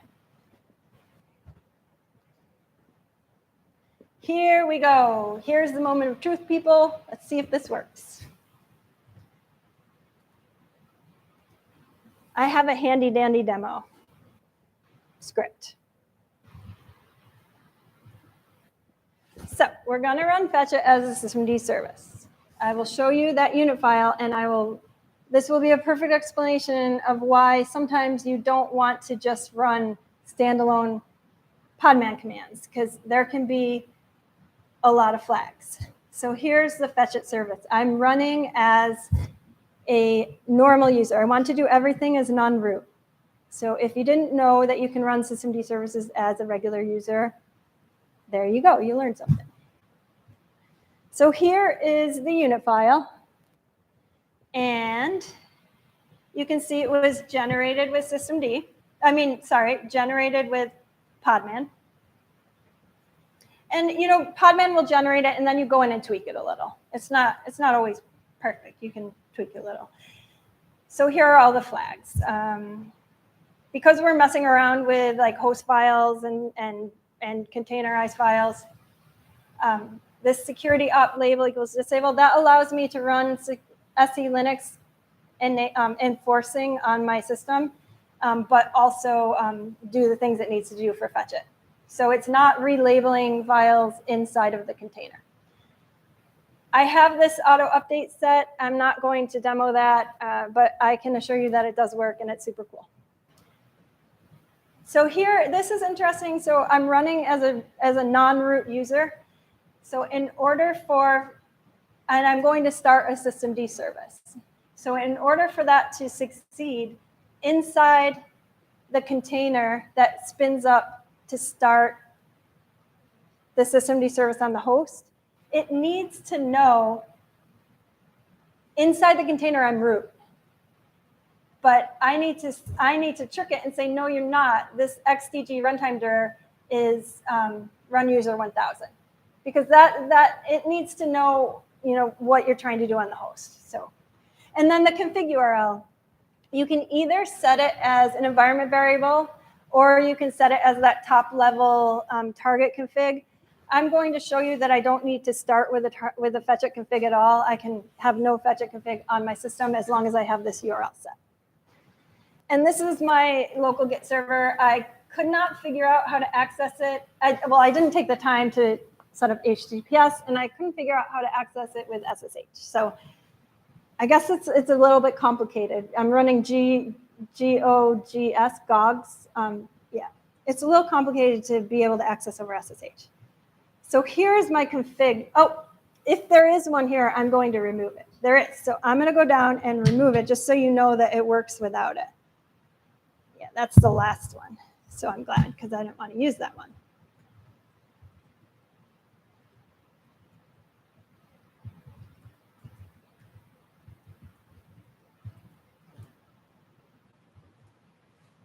All right.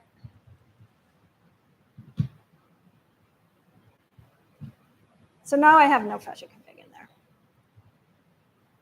Now I'm going to start the service. Hopefully it has started. I don't see any errors. Good, we can continue. We'll look at these logs closer in a minute. I want to show you the beauty of running your pods as systemd services. In case you're not used to doing that, it's just super convenient.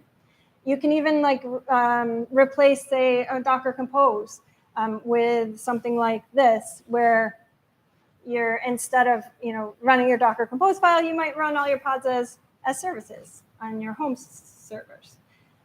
So here, I'm going to stop the service that I just started, and you can see that there will be no fetch it pod. So it already did its thing and started my HTTPD service. But there's no fetch it pod. So now I have a volume that has the state for fetch it, and if I just start the container back up, you can see that fetch it comes up, and it will pick up right where it left off as long as the volume is intact, which it is. And so here are some logs. I want to go back and show you how it found the, maybe I missed it. I did miss it. How it couldn't find a config file, so it went and got it from the URL. So we missed that. Anyways.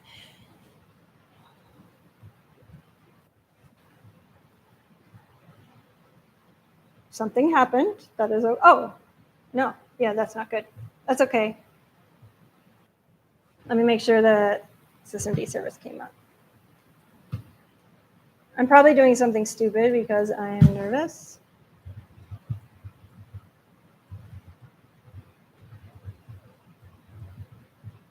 Okay, well, that came up. That's good. I might have started with like a different config file than I thought I would did. So fetch it went in and it started this HTTPD service as the regular user. Let me try the logs.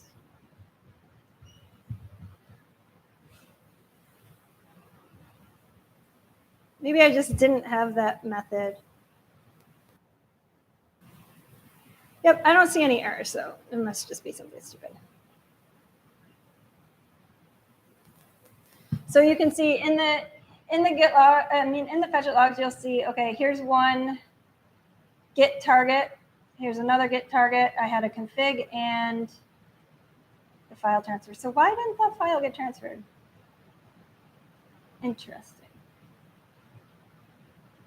Just okay. We'll get back to it.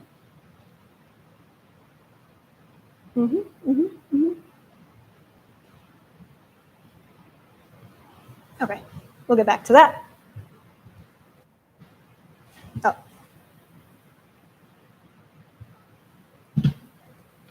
Well, that's not going to work if the, wait, let me see.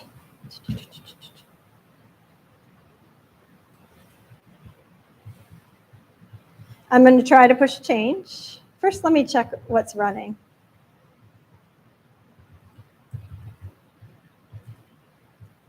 So what it has is, let me just make sure that's running well. Yes, okay.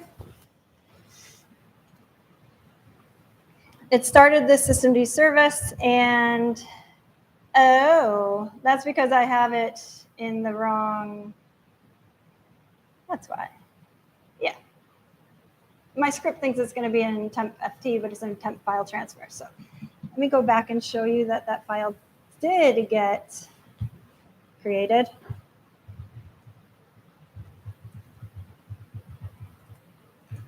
There it is. Thank you. Now I want to make a change to this file, but first I'll show you what we have on my system. This is where I told fetch it to run it. This is not what's in Git.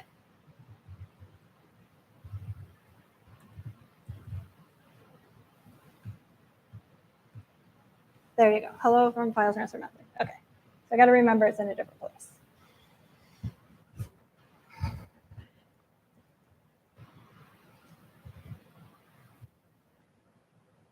I was going to push a change, wasn't I? Yes, I was. Just a sec. Let's go back. So here, this is the GitHub repo right here, fetch it main. So I am going to go into my examples and I'm just going to make a change.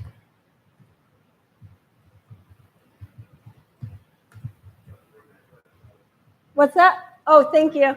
Good. We're doing okay. You might take, I'm not going to spell that right. I made a chat. Whoops.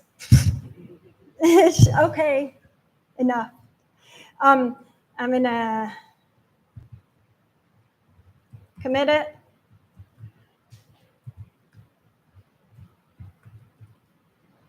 Oh, I have enabled Git sign with this repository. Yes, it is a pain in the butt. I'm probably one of the first people to enable Git signing, but it allows you to sign your Git commits, and it just automatically does it with this repository because I want to show you. It goes to Sigstore and it uses an OIDC, GitHub, Google, or Microsoft, and keyless signing for every Git commit. Now, if you use that in GitHub, I'm so far ahead of the game that they haven't even included the Sigstore like CA in their trusted whatever. And so it says all my commits are unverified, but I'm going to leave it that way because they need to change it. They need to accept the Sigstore certificate, CA. What did I do? Okay, so now I have to push it to GitHub.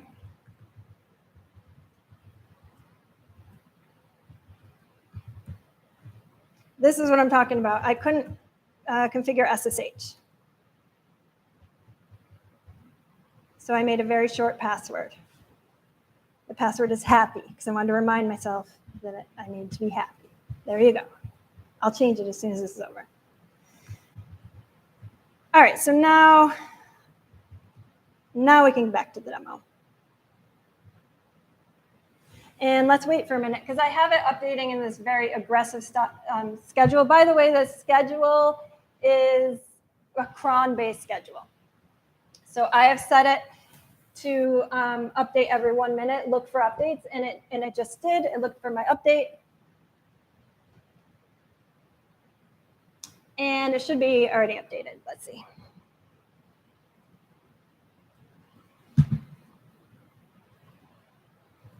Yes, see my little WQ. So this is where I told Fetch it to place it on my host system, and it got it from Git. Now the next thing I wanted to show was how to update the config target URL, but I'm not going to have time to do that, so I'm going to have to skip through that. But I can explain it as I go.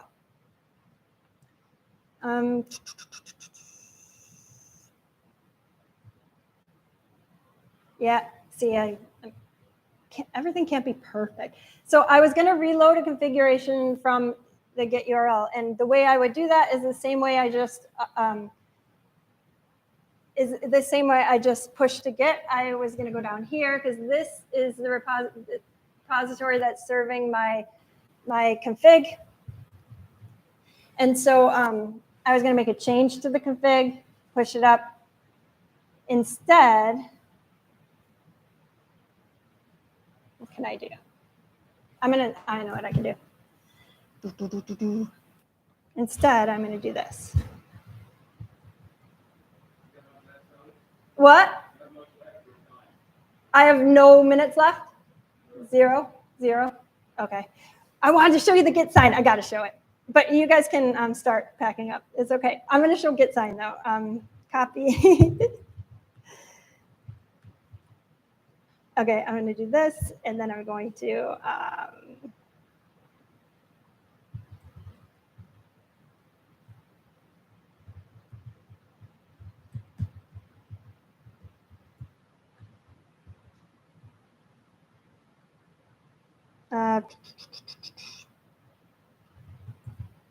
okay. Sheesh. There it is. Okay.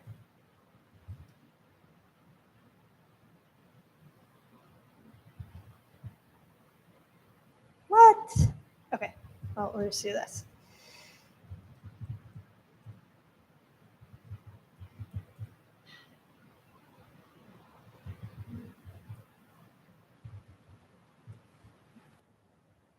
Now, if we watch the demo, and while I'm doing this, I'm just going to run the last slide I have.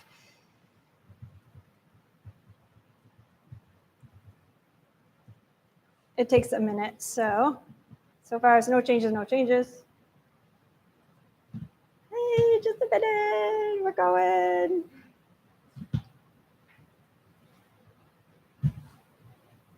What's next? Issues. I need all of you to try this, enhance it, tell me what it's going to be good for. We've been talking to people throughout Red Hat, but I need everybody to help me out here because I don't have time for all this. Fleets.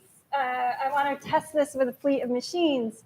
I want to know where will this be most useful and run it with Fedora IoT, Fedora CoreOS. Thank you. Again, it's Ryan, Cook, and Joseph, not just me. And let's see if it takes 2 minutes, so. I wanted to show you the pretty Git signing verification. It goes to Recore, has a Recore client, and it will go to Recore. You can set whatever Recore URL, and it will find the ledger that your Git commit was signed with, and it will report it back in the fetch it logs. It will also show the certificate information, like the subject issuer from the SIG store signing certificate. It's not happening now. Oh, okay, yeah, we can do it out in the hall. Try it.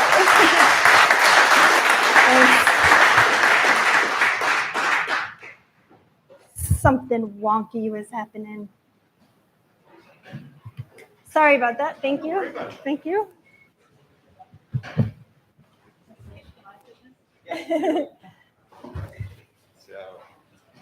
Hey. So, do you think it'll be useful? Oh, I still have my. Here you go. And here's. You definitely don't want to walk away with that. You turn it off. You make that mistake once.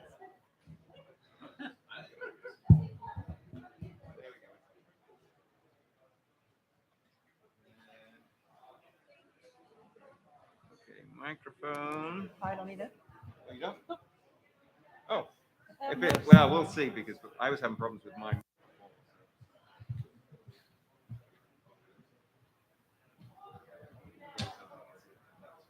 No, there's just no sound in it at all. Oh, there isn't? Nope. Oh, okay.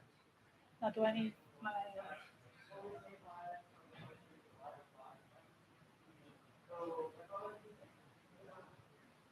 I took the wrong way. There, that'll work. Phone is right there. I'll let you know the backlight can move. Little stuff is up there. You're looking good right now. And you introduce yourself. Oh, do you want me to? Okay. Yeah, oh, it's you. So this is where it gets sneaky. You're 30 minutes. I'm going to hold it at 10 minutes left and the 5 minutes left if you want to Sure. do that. If somebody asks a question, just repeat it. Yeah. You know this.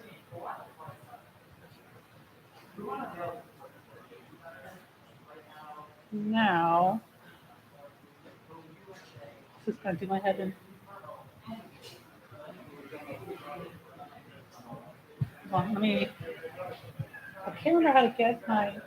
Hey, it already Perfect. knows. Oh, there we go. I'm like, how do I make it do the thing? Oh, it just knows. Is it on? I'm on.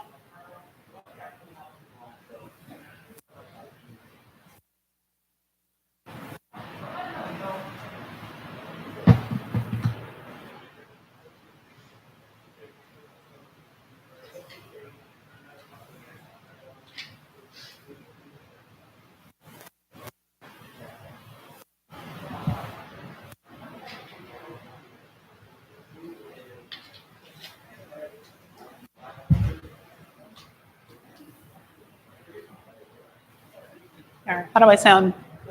Oop, I can hear myself now. That's cool.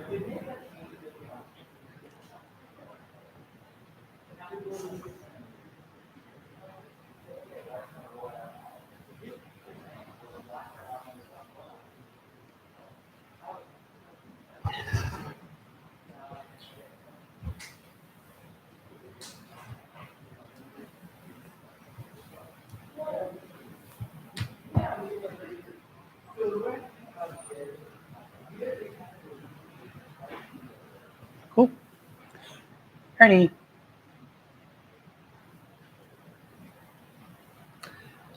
All right, hi everybody. My name is Lisa Seeley. I am a senior SRE at Red Hat, and I've been at Red Hat for about 4 years.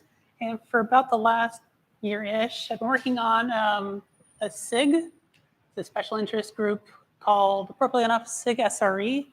Here are my facts. You don't care about those, but if you do, there they are. And we're here to talk about SIG SRE. which is the venue or the avenue that we're using inside of Red Hat to level up SRE practices for various teams. So that means that the SIG is focused around various SRE topics. And what we've been doing is collecting, documenting, and sharing SRE-related knowledge from teams inside of Red Hat that are on the path so that we can get teams that are not quite on the path yet a head start. And because we're Red Hat, we're sharing this stuff externally as well because, well, that's the open source way, right?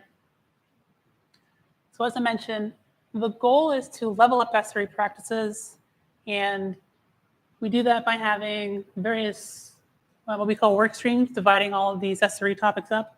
But there's so many that if I listed all of the topics that we could be covering and that we are covering, the slide would be illegible way in the back, or probably even in the second row. So that means we're just focusing on some of these here. My favorite actually is and others. That's the best category. But today, we're just going to talk about SLOs, or service level objectives. And why? Because that's where I spend most of my time.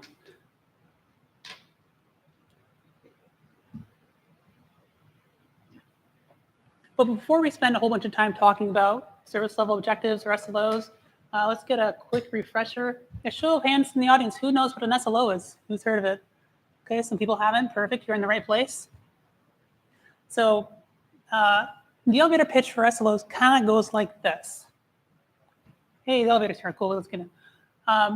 You tell the person next to you, because you're wearing an SLOs are awesome t-shirt, which you should, by the way, that SLOs are data-driven performance targets for a service. These SLOs are used by service owners to know how well their service is running. And the passenger next to you goes, but why? And you say, well, we can objectively measure these things that we care about. And that makes them a good proxy for customer happiness, because customer happiness, really hard to measure objectively. If it's a Tuesday, they may be kind of not feeling it because of all the meetings they had on the previous Monday. But if it's Friday, they might be super happy, right? But so we need something objective. That's where SLOs come in. So you explain a couple of easy to understand examples, like around latency. We want customers to be able to log in under 15 milliseconds, 99% of the time, because when customers can't log in, who uses web services when you can't log in? Show of hands. Nobody. Exactly. It drives you away. We want people to use our services, so we need them to be able to log in quickly, whatever. And because we want people to give us money, we send them sign-up emails. And so we have another SLO around how long a new customer has to wait before they get a welcome email. And we have a service level objective around that as well. After sign up, most customers, 99.9%, will get a new welcome email in like 2 minutes. And the person next to you kind of has their eyes glazed over because you just said a whole bunch of words that they don't understand, but they are polite and they go, or else? And you say, haha, yes, or else. It does sound like there should be an or else, right? Because I just said, we'll handle these, laser pointer, not just a cat toy. We'll handle logins in under 15 milliseconds. What if we don't? What happens, right? What we want to have happen is that we want service owners to fix it, because they've decided that these are the important metrics that we're using to gauge customer happiness. If it's taking 100 milliseconds, 1 second, it's a pretty good indication that our customers are not going to be happy. But since this is an elevator pitch and the door's just about to open, you say, well, or else you stop working on new features and you focus on getting back on target. But you know it's going to be more complicated than that, because it always is. And you hope that they'll, Google more. But like I said, eyes glazed over. But everyone here, right place to learn about this stuff. So what motivated our SIG to include SLOs anyways? Who cares? It's just a buzzword, right? The Google book came out 6 years ago. Believe it, 6 years. And it was just an aspirational book anyways, right? No one actually does this stuff. But for us right now, we see SLOs as a tool to help focus the attention of service owners on the things that really matter, which is customer happiness, customer satisfaction. Why? Because we want to grow. We want to grow even more. Let's say we have 10 customers today. Next week, we want 100 customers. The week after, we want 1,000 customers. The week after that, we want 100,000 customers. How do we measure that we're doing things appropriately? How do we know that our customers are happy? You can't pull 100,000 customers. It's just not going to happen. And so we need objective metrics. That's where SLOs come in. They give us a way to measure, to report, to have accountability. And it's all in service of providing a stable service for our customers so that they're happy and stay customers, because we like money, right? Show of hands, who likes money? Yeah. Who like, I don't like money, but I have to deal with it anyways because the society we live in? Yeah. So it goes. But really, as we grow a number of customers, the problems that we have with services that have bugs or are slow for whatever reason scales up as well. So it's not just we have 10 customers that we're all good friends with because we're a startup. It's now we have 1,000 customers and the same bug, larger footprint, more expensive, more costly, more risk. So we need a way to focus. SLOs provide that focus. And we need to improve the on-call experience for engineers. Show of hands, who's been on call before? Who hasn't been on call but has heard on-call engineers complain about it? Yeah, show lots of hands for both of them, actually. Okay, so we've agreed that there are important metrics that our service is giving us to let us know when customers are going to be happy. That's response time, how long it takes to log in, and things like that. Hey, great, those are metrics that we care about. Let's page on them, maybe. Wow. And if other metrics exist that we don't care about, we can delete them, right? Show of engineers, who wanted to delete alerts? Yeah.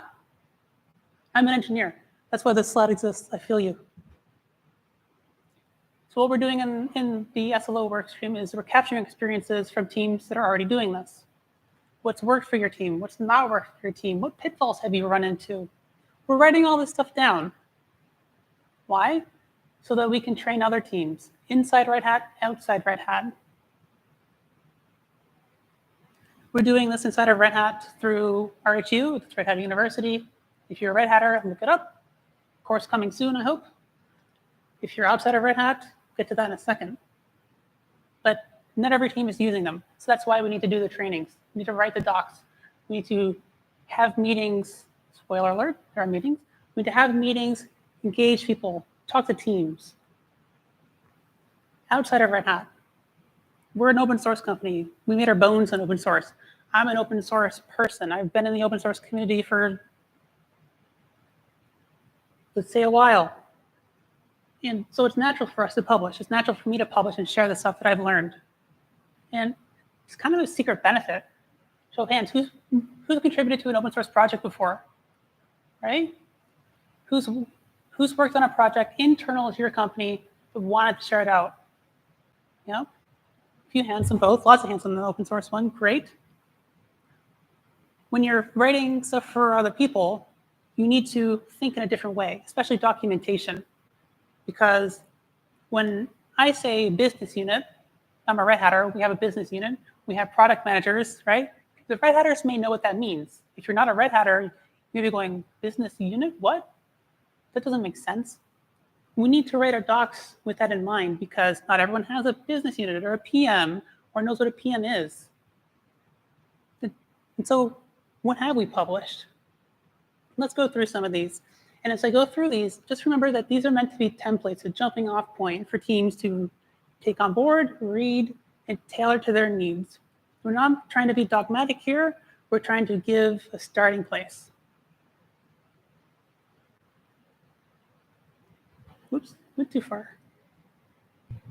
So first up, personas.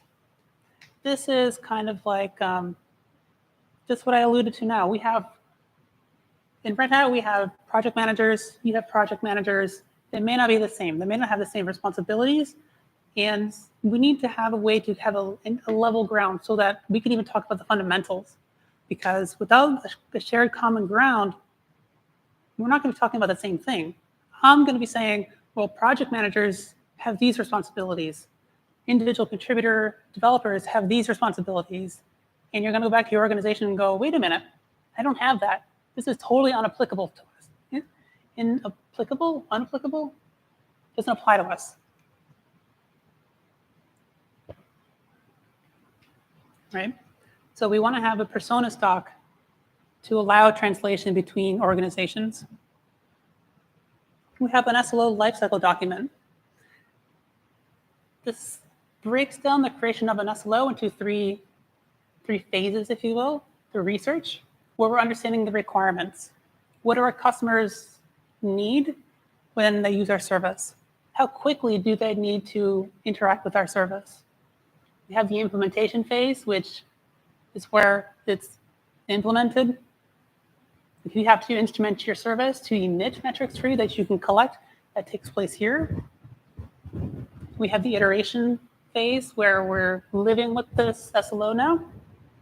We're incorporating the processes that we've agreed upon into our team's lifecycle, or our team's work cycle, rather. So if you are doing sprint planning or whatever happens to be, you may be looking at an error budget. If you've heard of an error budget before, if you haven't, don't worry, we'll get to it in a second. And this error budget is meant to be an additional signal where we look at our Slo. Are we winning? Yes. Are we taking some hits against it? Okay, how many hits do we have left? Okay, maybe it's time to start working on some reliability. Another signal. The PMs, it's up to you to figure out which PM I mean, should be looking at that going, great, cool, new signals that we can use to figure out how to prioritize work. We have an Slo RACI chart. Who's heard of a RACI chart before? More people than I thought. I had never heard of this before. Super cool. So it's a responsibility assignment matrix. And what this is going to, the next slide has an example of it. So if you're going, what? The next slide hopefully makes it a little more clear. But it's mapping personas that we talked about a second ago to what their responsibilities are going to look like in an Slo world. It's also just a nod that across organizations, personas, or job titles, if you will, have different responsibilities. Again, we want to make sure that this is portable. When we're talking about a project manager, this is what we think they should be doing. If it works differently inside your organization, that's great. You can take this chart and tailor it to your needs. If you've never heard of a RACI chart before, R is responsibility, A is for accountability, C is for consulted, I is for informed. Responsible is kind of like a worker bee. Accountable is like a queen bee. A consulted is, hey, let's have a conversation. What do you think? What do you think? But if we're only informed, that's here's what we think. It's one way. And here's an example of what that looks like. As a spoiler, this is from the actual thing in GitHub, which is down here. People in the back probably can't read it. No big deal. Slides will be online. Actually, they're online now. So I'll just leave this up here for just a second so we can take this in. We have the service owner. Well, I'm wireless. I can just go, right? So we have the service owner. It's going to have these responsibilities for these steps or components of the Slo lifecycle, and so on and so forth over. We have our pictures. I'll do questions at the end if that's okay. Thanks. And I do apologize if it's not super legible in the back, but it is in GitHub. It's all up there, and I'll have links to that stuff all at the end. And on the bottom, if you can actually read it. Probably not, but don't worry about it. We also have some guides on picking good SLIs and SLOs. An SLI, if you don't know what that is, it's a metric. It's just a metric, fancy name for metric. Think about it that way. We have a document up there on how to construct an error budget policy. I alluded to this earlier. An error budget, if your target for an SLO is 99%, that means you have 1% of the time that you can be outside of your target.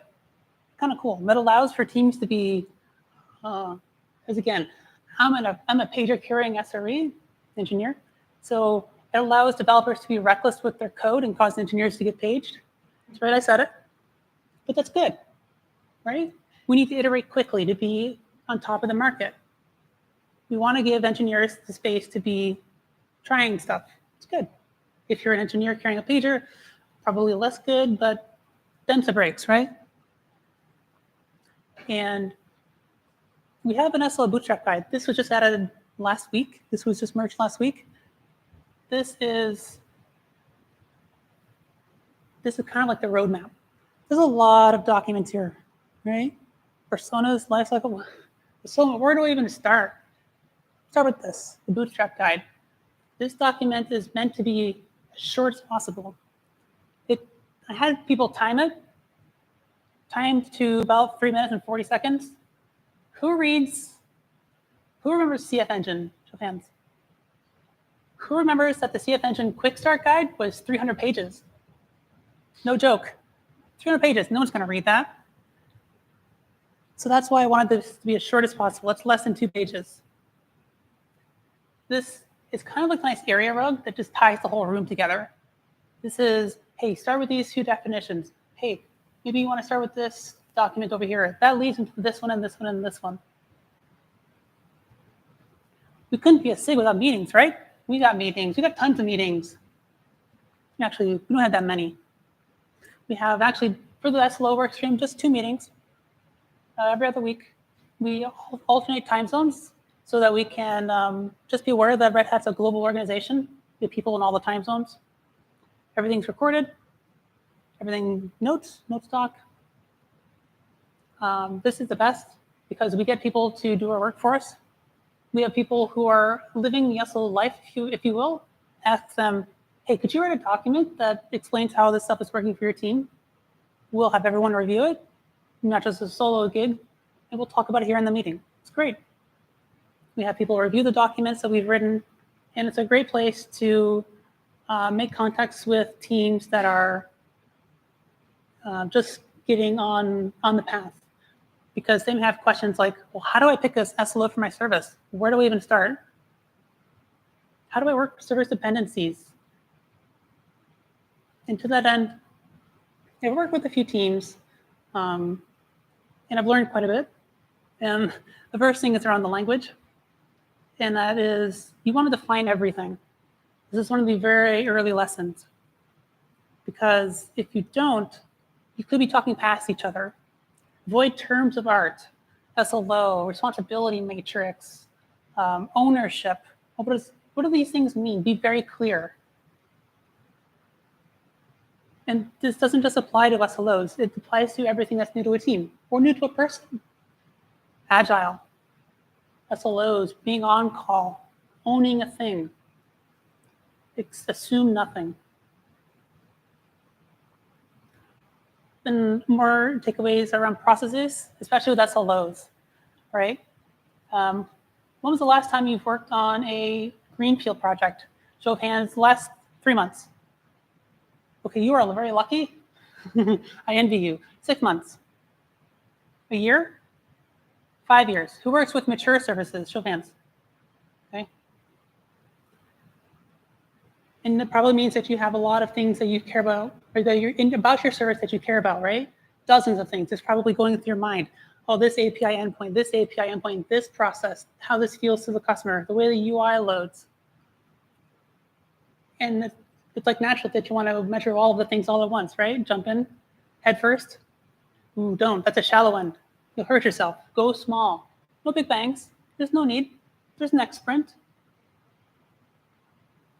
And if you're not sure, focus on what delights the customer. If you're not sure, send a quick survey. Poll 100 people. I know I just said you can't poll people, but sometimes you have to if you're not sure.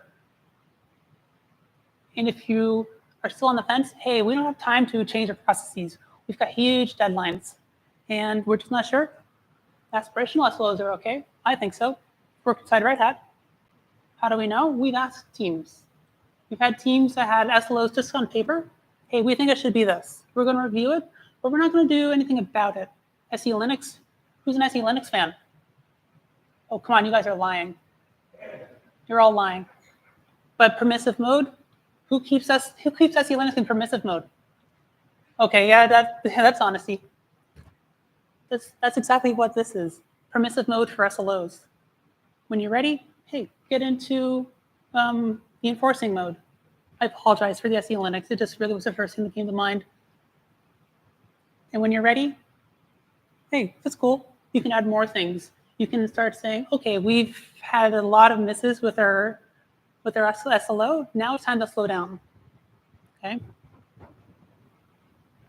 And the other thing is, internal services are really a special case because that means that you and your teammates are coworkers and consumers of each other's service.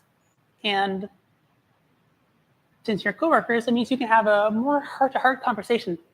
Hey, we need this out of your service. Can you give that to us? What would that take? And that's great. And right in that time, I'm just going to leave this up here. I know we had a question. If you wanted to come down and just ask your question in front of the mic, that'd be great. If that's not okay, I just speak up loud and I can repeat it.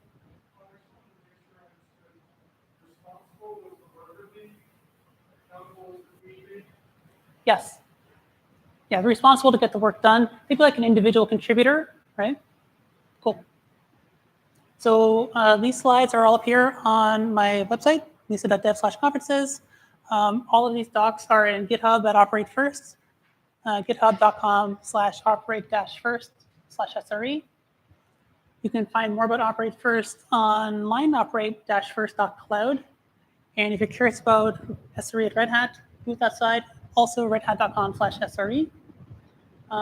If you're curious about SRE stuff in general, there's a Birds with Feather tomorrow. It's here.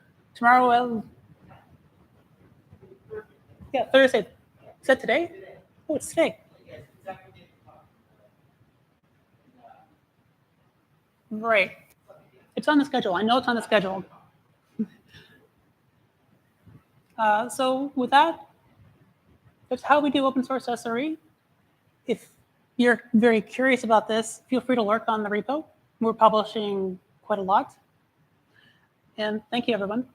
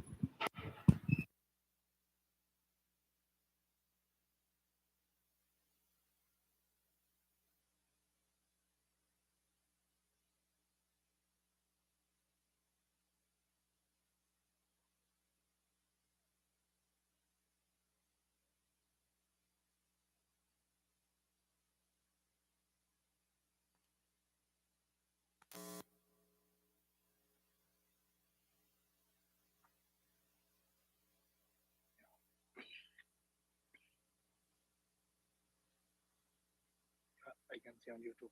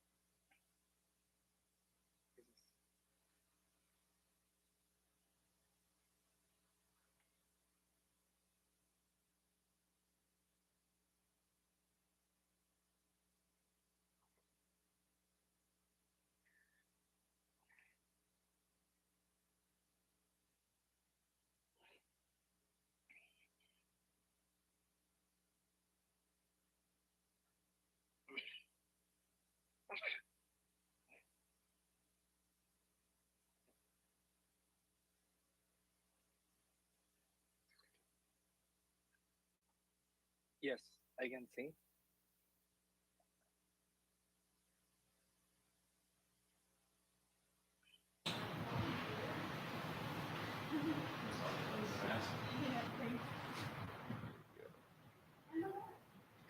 That's set to the right one.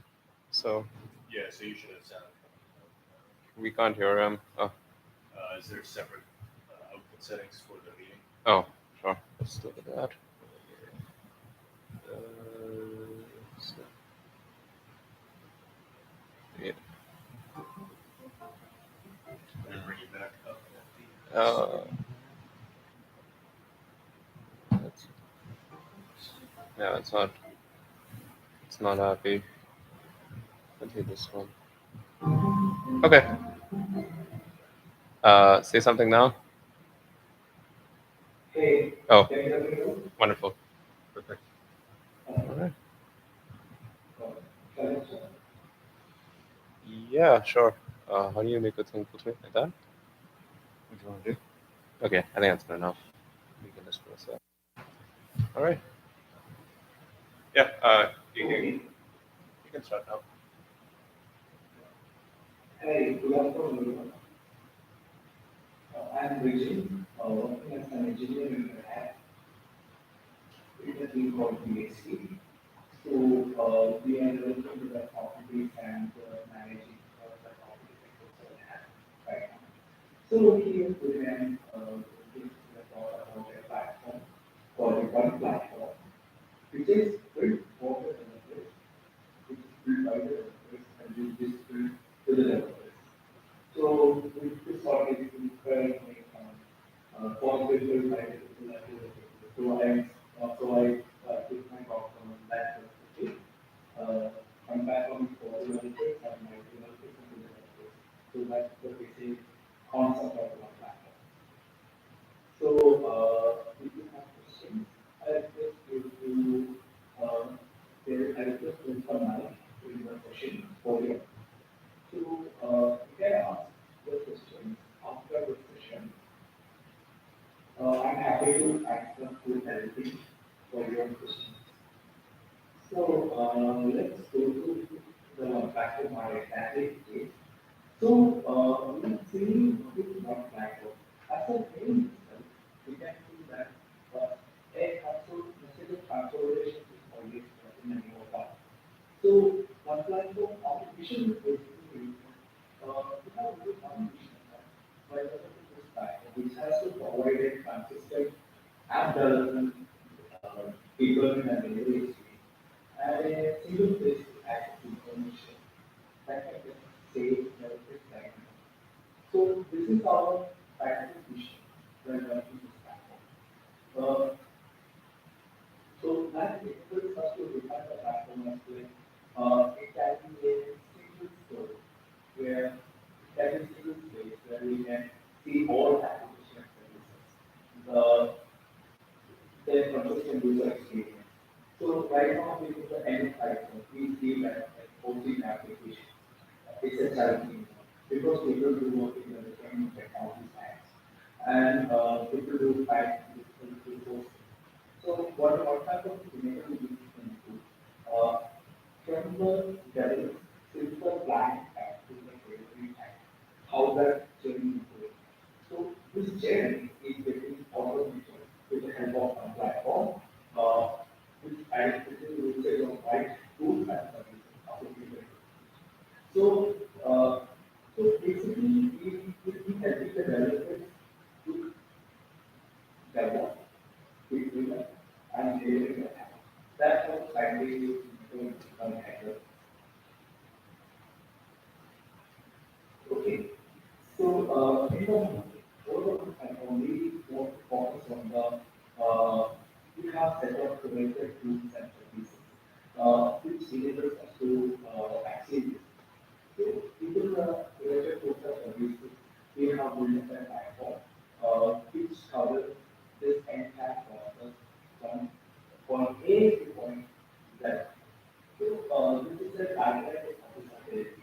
So, is a very important platform right now. So in the web era, everything is available in the internet. So this platform is also in the internet. So this is an open source approach tool, which is started development in 2015. And we have released stable version in the last year. So right now this is used across the internet. So this project is actively in development right now. We are maintaining that. So we are open sourcing the pieces in the public, and source code is also available in the public. We are just taking and choosing for it. Let's go to the written system, the pieces which we have written. So as I tell, everything is constantly in the one time. The message of consolidation is possible. Consolidation will be experiences, connecting to user, and experience new user. So how we are connecting the users, developers, the services, and the application across the single platform for the one. So this communication is trying to understand how this form figures are. For example, if you have an application which is the development and which is going to be deployed for the user. So this diagram is entirely in the one platform with a set of tools and services. So this we can achieve with the one platform. So this is basically in a lot space like building the set of curator set. So we have identified the best things for the development practices and the best experiences altogether. So why do we need the freedom of platform? So as I tell you, when I started. So there is always a lack of a common platform to those applications. For example, if you have a calculator, if you have a tool bar, most of them are different technologies. Everything is in the different ecosystem. Everything are different units. Like this is hard to find. So you can maintenance is at the hardest part. And another problem which we encountered is applicating the common services. Applicating the common services means like if you have a duplicate service across industry or across organization, you'll be able to add it that okay, we have two different services altogether. How can I consolidate into single or key? Like we can get to use the based on it. Also that these are completely open to all by source. So if you want to link the access of an application outside the firewall, if you want to use the application inside the firewall, so we all have permission to maintain that freedom within the one platform. So by default, it is offered to also we will be able to go under add to single system. Right now, you have to depend on see the DevOps people, you have to depend on mostly on the process things to host your application. But no, everything is not under a single system. So Artifact allows you to tackle the entire offload in this ecosystem. From a user perspective, we already have a to visit for their needs. So this is a platform is not interfere the developers business and provides flexibility to develop an app which is a framework. And tools and it provides on-demand integration with internet and applications to easily access and share content. So let me give this experience to the developer as well as the user. I think they completely lack experience as well as the infrastructure all over. You don't need to maintain that. So it is maintained one and it will be used for a long time. And one major over the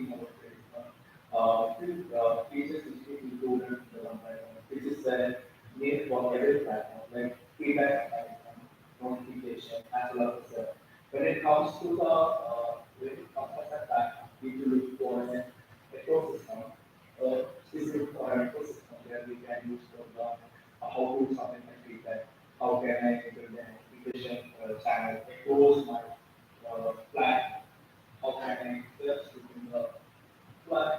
These kind of things are already covered, so we already active in the already implemented in the platform. And this enables you to with a stable experience in a way that okay, but it is the recipe of a developer is able to know that where what way to use it and how to use it. And if I want to send an application review, I'm able to do that. I'll be able to do that. Try to search your app, I'll be able to do that. So these kind of common experiences we have shared across the platform. So let's see from the developer's perspective, like how we can impact this platform. So let's go through a workflow, like how this is actually that workflow will be established the platform and that app is getting used by users. So generally, the idea of SQL from the code and they will be located on this. Here, we have introduced a presentation for partial, which enables you to encode your application to a application to a partial. So partial underneath it can handle multiple single-page applications on single-page applications. So Sparship is able to handle continuous application volume. Also, it also activates complex giving the support from the component network. So during the development time, developers can utilize the component library to build their application. For example, in the model development use the components to build a so we have a component store. We use the data component from the builder and people use Sparship and that also to microservices. This is so how Spark can be integrated from microservices. And it will be something like a initial solution with all the infrastructure requirements like notifications, feedback, search, everything. So it is for the one platform layout development. We will be able to actually simulate those which will cover all the needs of an application. And server will use the single. So a single user can export the multiple single application as well as the microservices for the APIs which they directly connect to the user. So this is a typical way of workflow. So this connects process that we develop develop secure and here we are going to develop the application, we are deploying the application, we are able to use it in the specific function. So let's imagine deeper on the architecture of one platform.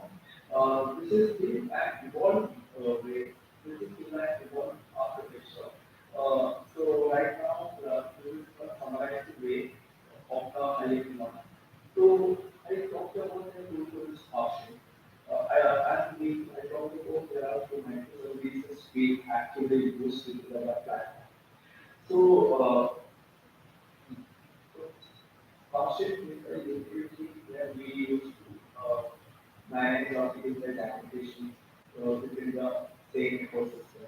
I will come to that more in detail.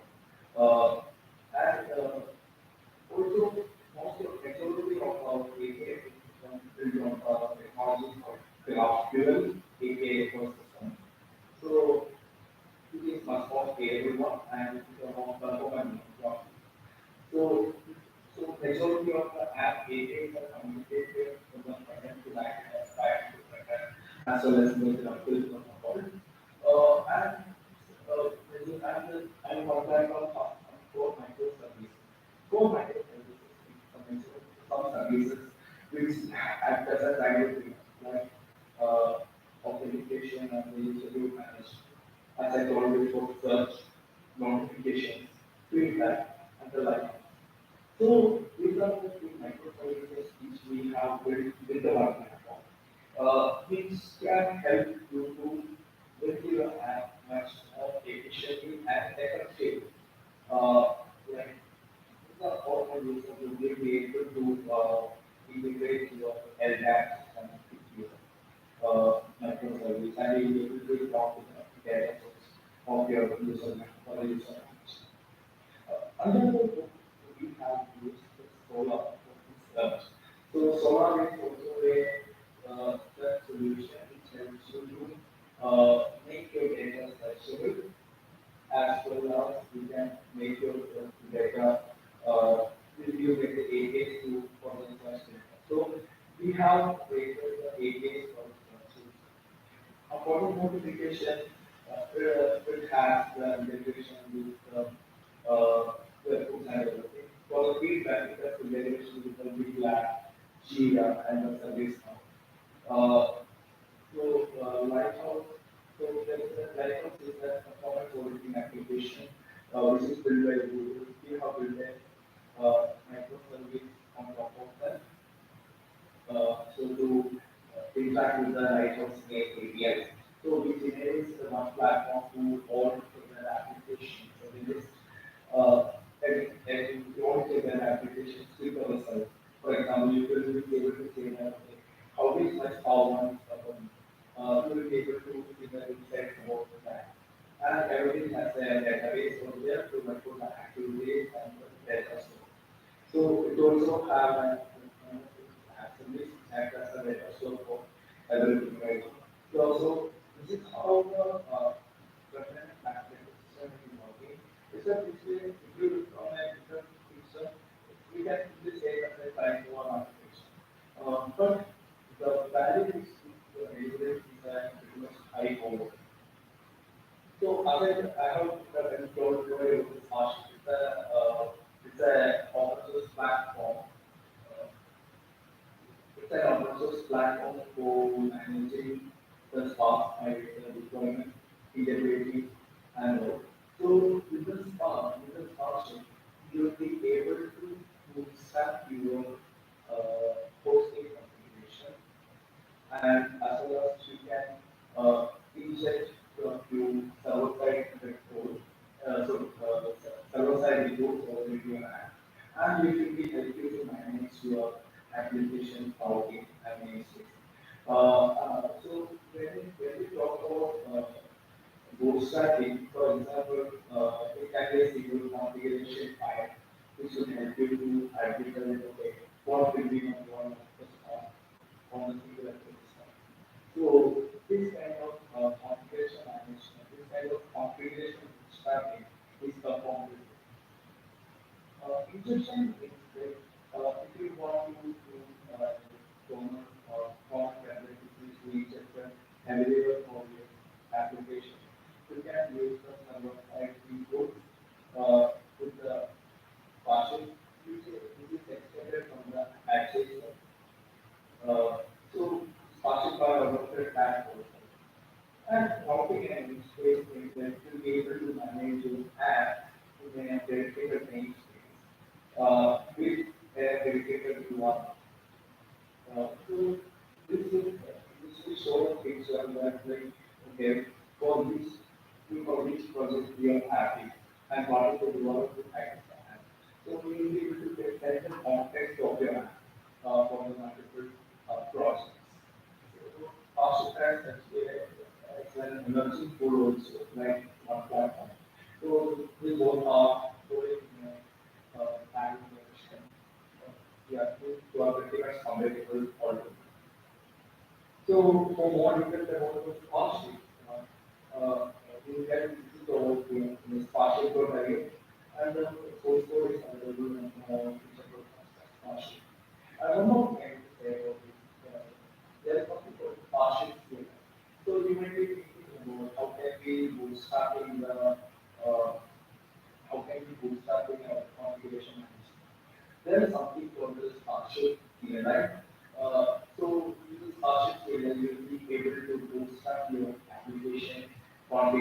for the deployment.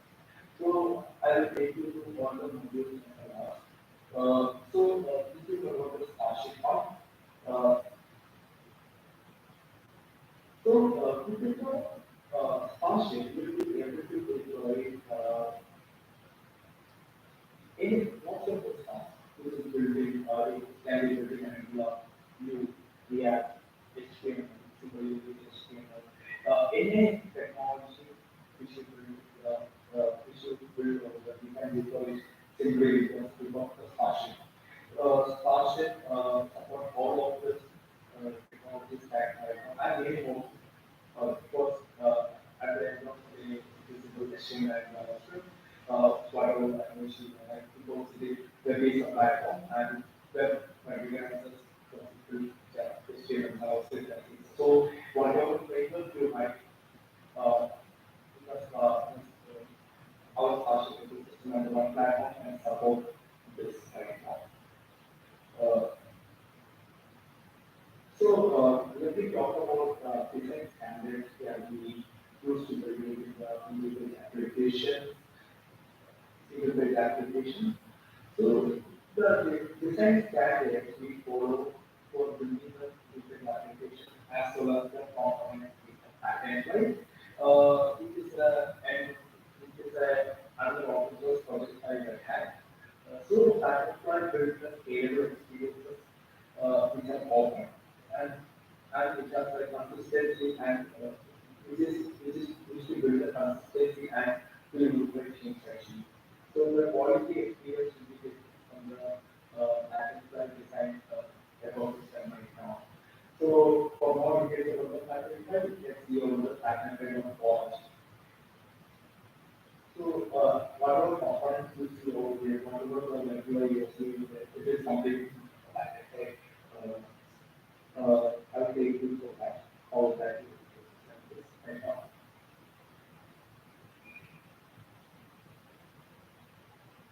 So I told you like because right now how I'm doing is let's go to the front-end section of the things like part of the things are covered within the front-end part. So Starship is Starship and what I said right the part is covered in the front-end version of that right now. So in the front-end, that's one more method important thing for the development for the one time.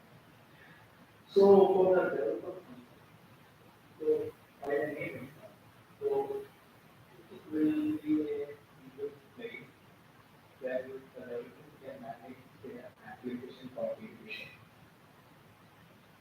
Like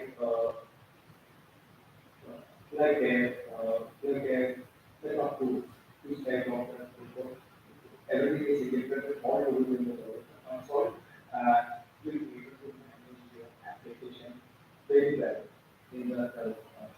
And it will be you can give the best experience to the user as well as developer. So in the developer console, you have to create a dedicated space for managing your application.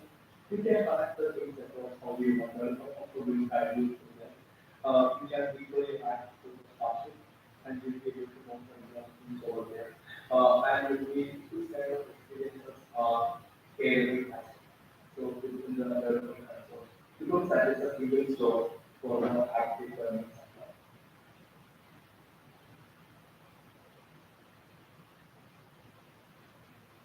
So this is just a screenshot of the development console how it looks like.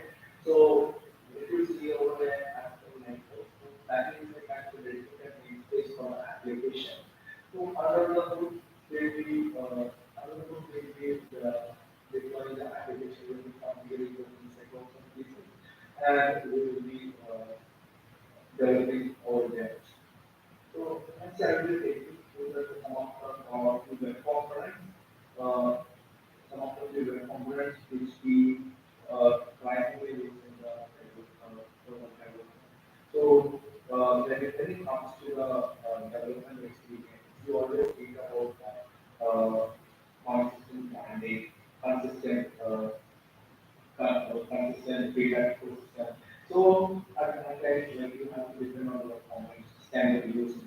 For the platform, this is completely, and we can put the branding we want. So if you want to customize that, we have the permission to the components. So you'll be able to customize your properties how you. So one of the components is called OPC map. So if you see, I have this picture over there. So in the OPC map, basically the animation map, which is also written by standards. In the OPC map, we use that header for the field-based application.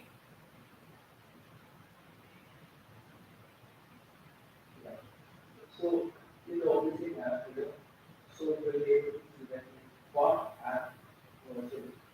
So what is your app name? What is your what are things you can see over there? Branding, you can see a search window, you can see navigation, you can see the notification button, you can see the apps button. Like you can configure the how you. So actually, it is a primary pillar of an app when it comes to the branding, when it comes to connecting the page forward. So that is the component which is completely customizable and it is available in the it is published in the game data, it is the proper documentation and source code is mentioned below too. So another important which we use is called OPC header. Basically, it's a component which shows the backend and response and the full, but it is just put in a standard for the app. So you'll be able to set the application name under the navigation bar and you'll be able to set the links accordingly. You can give consistent user experience with the OPC header for application. So this is also widely used in for application when it comes to the proper managing and user experiences of OPC header. Another component which we have is the OPC feedback. So as I told you last time, so there are many features in the web development ecosystem which we use. For the feedback, how do you give feedback? So we have a component system for the OPC feedback, which will help you to talk to the users. Like if they have an issue, they want to share any feedback. So they can really offer the box and they will able to share the feedback and it is that the graphic and those you have open areas. So this is the visual component for the OPC feedback. Another visual component is OPC backdrop. Display if you are in the bottom of the page, you will be able to navigate to the top of the page. Another is the single one for the OPC config. So the patent the pages being impact with the users, try to avoid commenting or mechanism. So when it comes to the commenting mechanism, people have to use the comment thing. So this is something that happens. So we have built it for the OPC comment. So you can really put the comment, you will be able to see the response from the right direction. So it is a simple component to manage some comments or the inputs from the users, which we have used for our apps. And another thing is notification. So the notification over because people place to have see the notifications for a dedicated user. For example, if you see that okay, then I have quickly receiving a notification as with the help of the notification microservice. So with the notification product, we'll be able to see how the notifications are come, how the notifications place across the notification pan. So this is all about the notification product. And one other thing that I'm going to talk about is backend part. So backend is majority is the AP, graphical AP, industry, microservices which we use in our platform. So our infrastructure is completely powered by Kubernetes and this on the top of this brand option. So we have used testing Kubernetes technology. We are using for hosting this for the orchestration. So and the right opportunities for less and less experience on top of that to which we add will help us to manage our application very well. So our next step is architecture for the backend. So when someone is called apps microservice, there are few microservices which I mentioned a couple of minutes ago. So microservice which we have to manage the apps within the code. So with the help of developer functions, we'll be able to manage our application. So in the app microservice, we will be in the app microservice, we will be managing the app for the it will be on she wanted to act in the so the app services complete for maintaining the data, maintaining the integration with Sparship for the deployment for process. So this will app will be able to handle the ownership, will be able to handle the configuration management related to the apps which are going to be platform and the Sparship.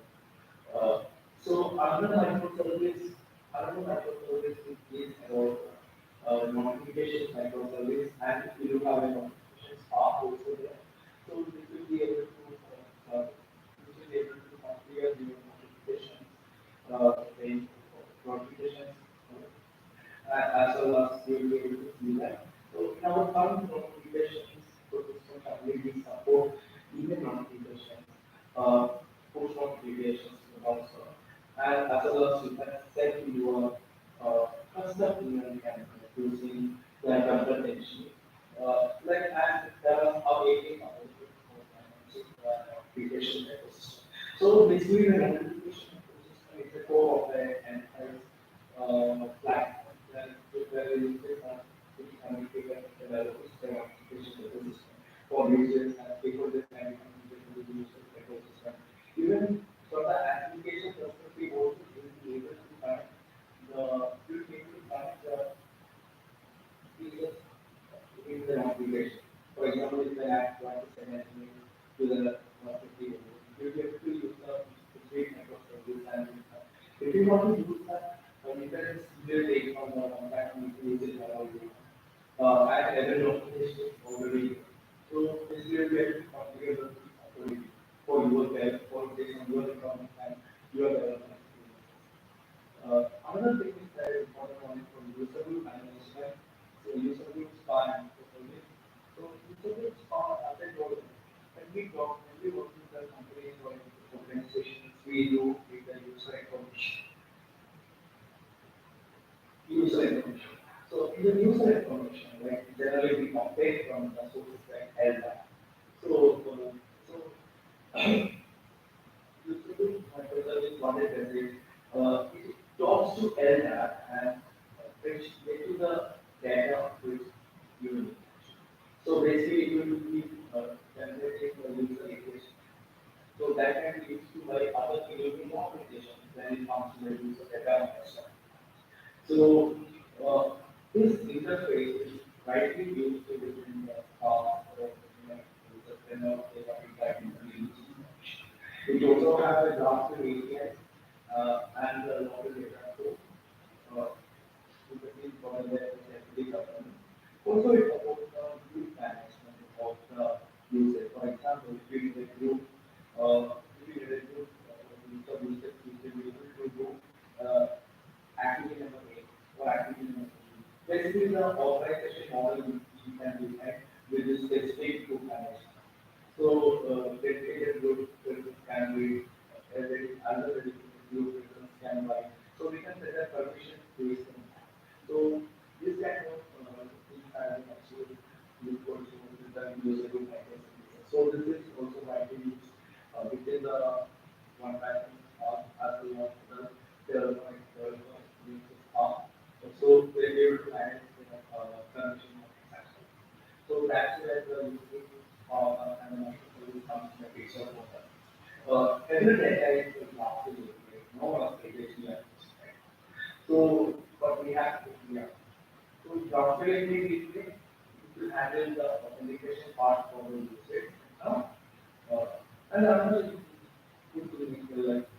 feedback fine.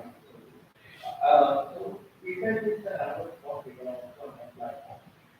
When it comes feedback, microservice or feedback for the customer stakeholder, user or the developer, they want to submit feedback. They want to identify. They want to know that how to use it. Build the platform or the services they offer. So this communication should take place, and this should be recorded in. So that we have prepared for the feedback microservice as well as feedback staff. So in the feedback microservice, it has direct integration to the feature analysis and it also have database which will be storing all the feedback. So whenever you complete the feedback, a data or the issue or GitLab issue will be open and feedback. So the asset load sorting before there is a good component which we use to interact which we use to interact with the user to some information feedback. So we can drag that to the platform right now. So also there is a flexible ability to the feedback. So consolidated so that you can use part of the you can communicate with the user, the status there. So there are a lot of features regarding that with the feedback service. And there another thing on platform comes is more public search. So when there is a small, when there is a campaign, the most important part of everything should be discovered.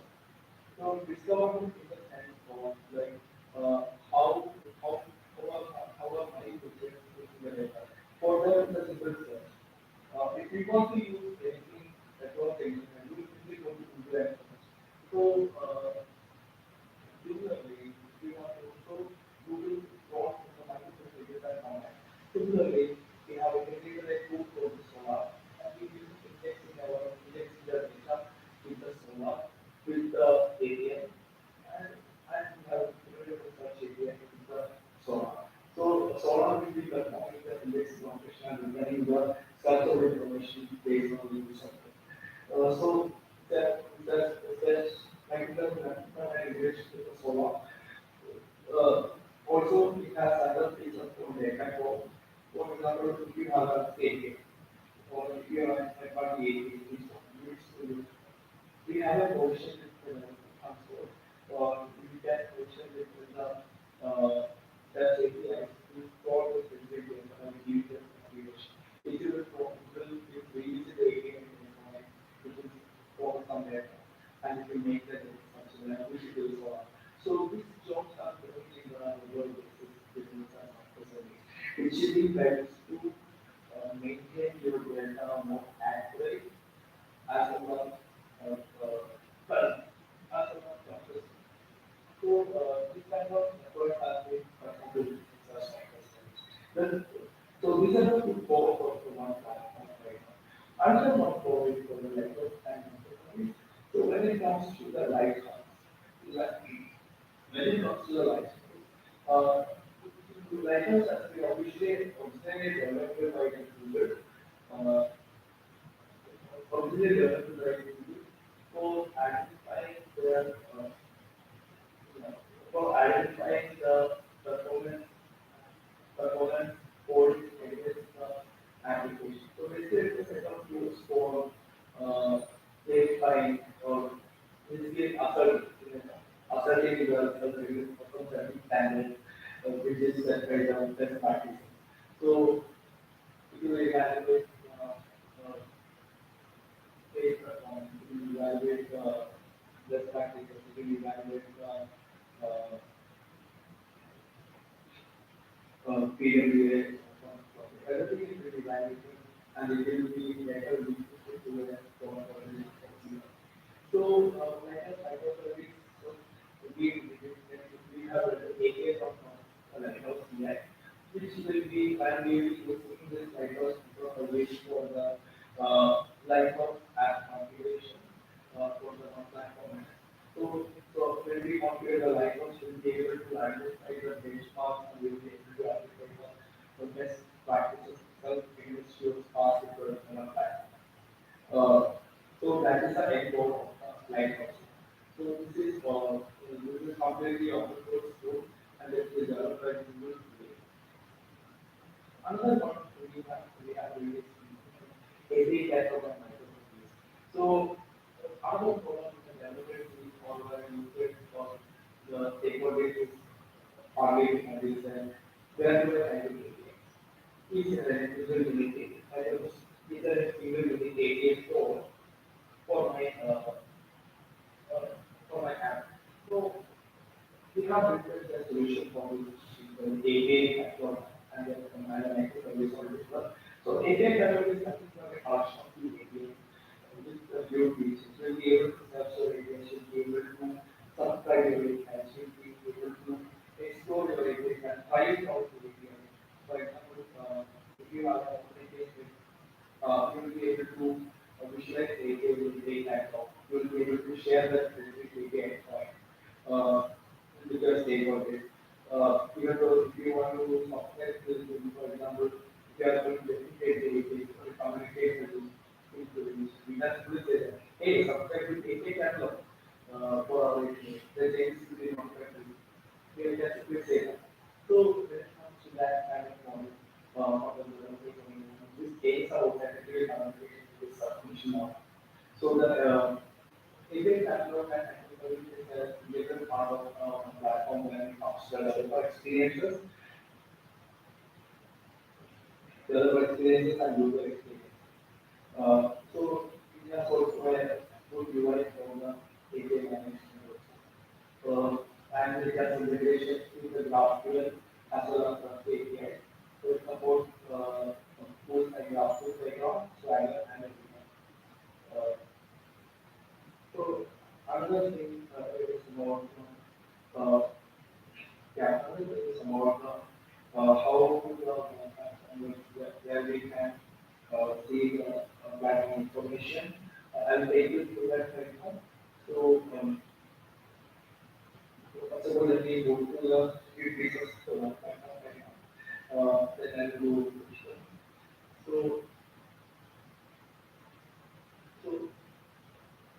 So what is your applications for one platform? So in the one platform, we have an experience for the users to get connected to it. This also is completely open. It's available in the user. So basically, the one platform is trying to build a similar experience with multiple apps. So the components which I mentioned over here, you can see over here, which can be same experience on all of the things. So this is the top one. This is for the Oci Manifest. This is our data ecosystem which we have integrated with the multiple sources. And another thing about it is, so this is the homepage of the platform right now. So I will be able to see the collective analysis of the deployment and so the primary goal for the deployment is called Sparship. So Sparship is available in the Sparship.io. So in the Sparship.io, we will be able to see how the Sparship has been configured, how the Sparship has developed and how it has a documentation for that. So basically, we will be able to find the documentations from the Sparship in the Sparship.io website and the different core services of the Sparship also. You can customize it. It is completely open right now. Yeah. So, and when you want to interact with the Sparship, I told you that it's called Sparship CLI. So this is public. This is available in the AVM.js. This is a JavaScript file. We would like to use to communicate with the Sparship hosted environment. So with the Sparship CLI, we will be able to push our building our limited application to the Sparship. Sparship will be generating the output and will communicate with our platform. And there is the vice versa also we can be able to figure out server in our platform, and we will use Sparship. So we'll be able to perform that. So Sparship also can be working process. So in the Sparship, the results are given rights to configure the Sparship right now. And another thing is about the Sparship manager.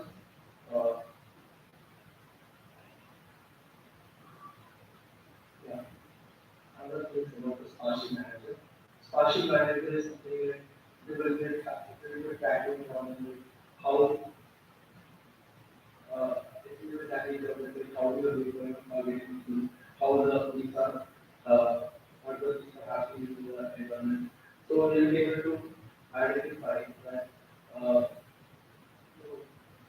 the apps which are deployed over there, and you will be able to see that all that about the deployment history. We have we can see from our platform too.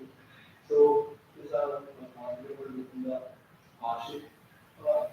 So the Sparship is actually giving the space for acting as a home for the individual applications, like a hosted space with the less infrastructure and so on. So one platform provides the developer experiences to the Sparship, and it will be able to monitor where to build this experience, and it's a sort of curator tool. So yeah, other thing is about the developer console, which is accessible from the menu bar, developer console. So in the developer console, you will be able to see, you'll be able to see that how to create an application. So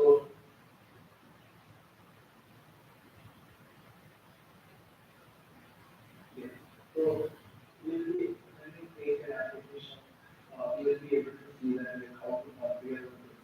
It will help you to try it. This is also similar to so how you want to configure your application, how you want to configure your family, how you want to configure your all system. So these kind of things they will be guided through, and they will be able to configure the so and it will show you the different packages, it will show you different also, and the type of functions, which will help you to configure the things over there. So what this kind of configuration which is in the over there. And another thing is complex to operate on the database which will be able to create a database in Oci, and you will be able to set data from this to this is also interesting to work. Another thing is about feedback configuration. So you'll be able to configure the feedback volume. For example, if you have feedback configuration, how you want to for your development path, this can I go to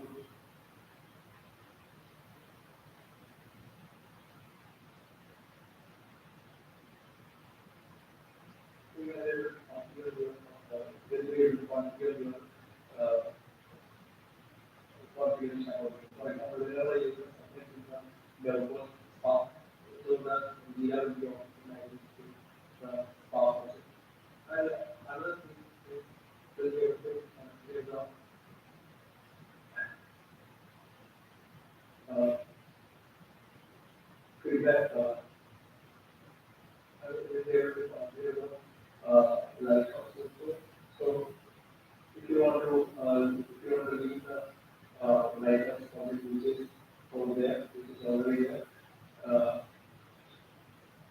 you'll be able to leave your license project and you'll be able to see that environment that needs to be performed along with the license.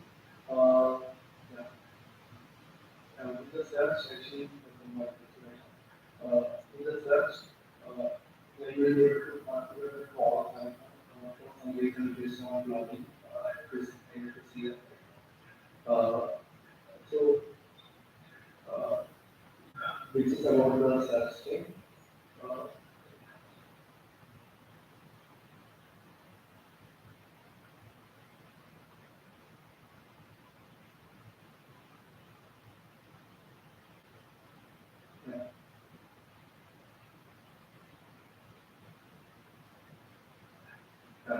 So the results will be confident right now.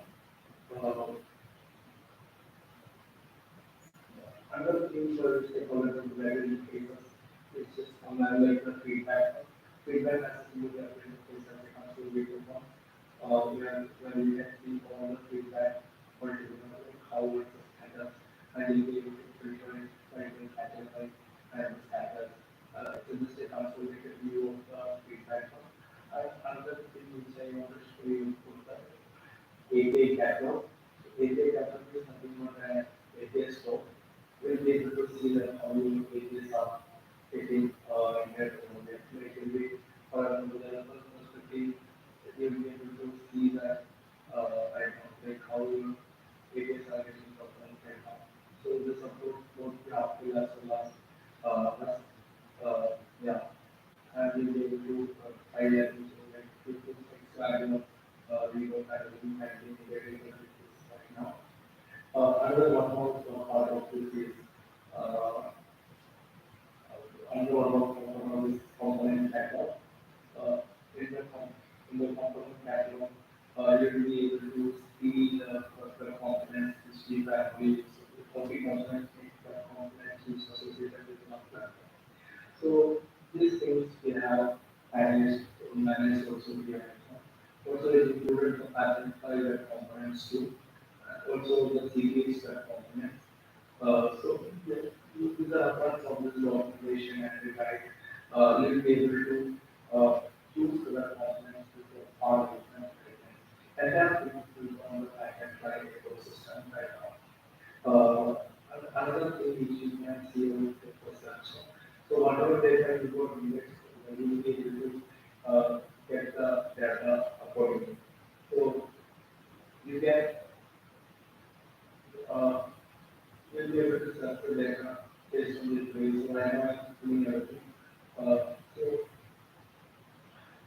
with the proper animation, with the proper customers, you'll be able to see the data for your Solo. So,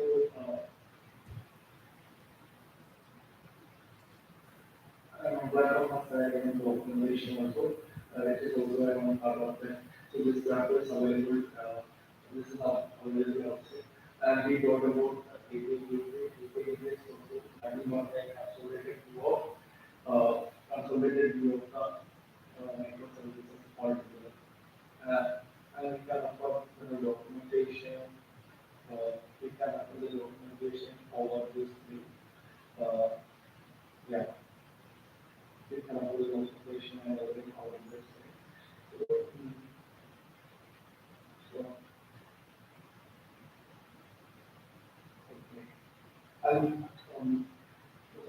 I'll be available my email and I'll be sharing my slides over my Twitter. You can also space for the future and we need feedback on this one, which becomes an argument. So I'll be able to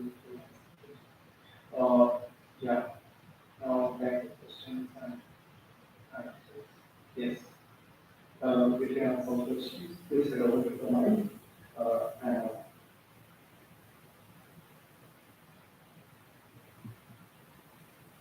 Yeah, we have no questions. We're good? Yeah.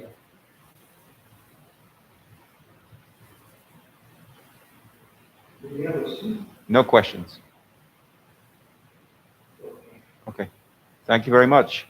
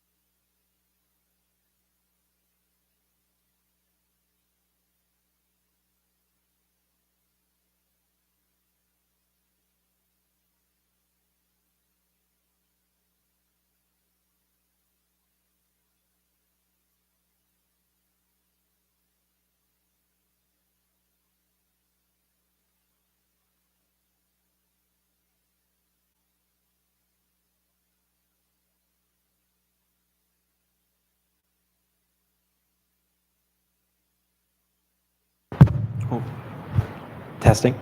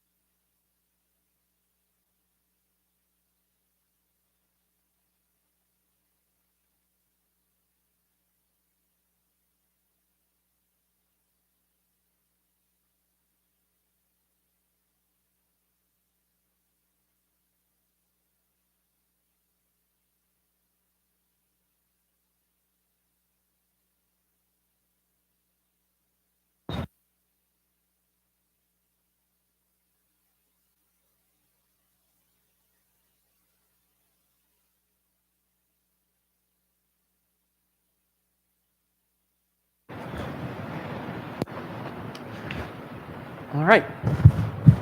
Hi, everyone.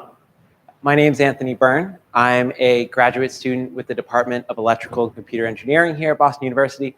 I'm also a site reliability engineer with OpenShift Dedicated at Red Hat. Today, I'd like to talk to you about a project called RTQA, and this project is a product of the Boston University Red Hat Collaboratory. So let's get started.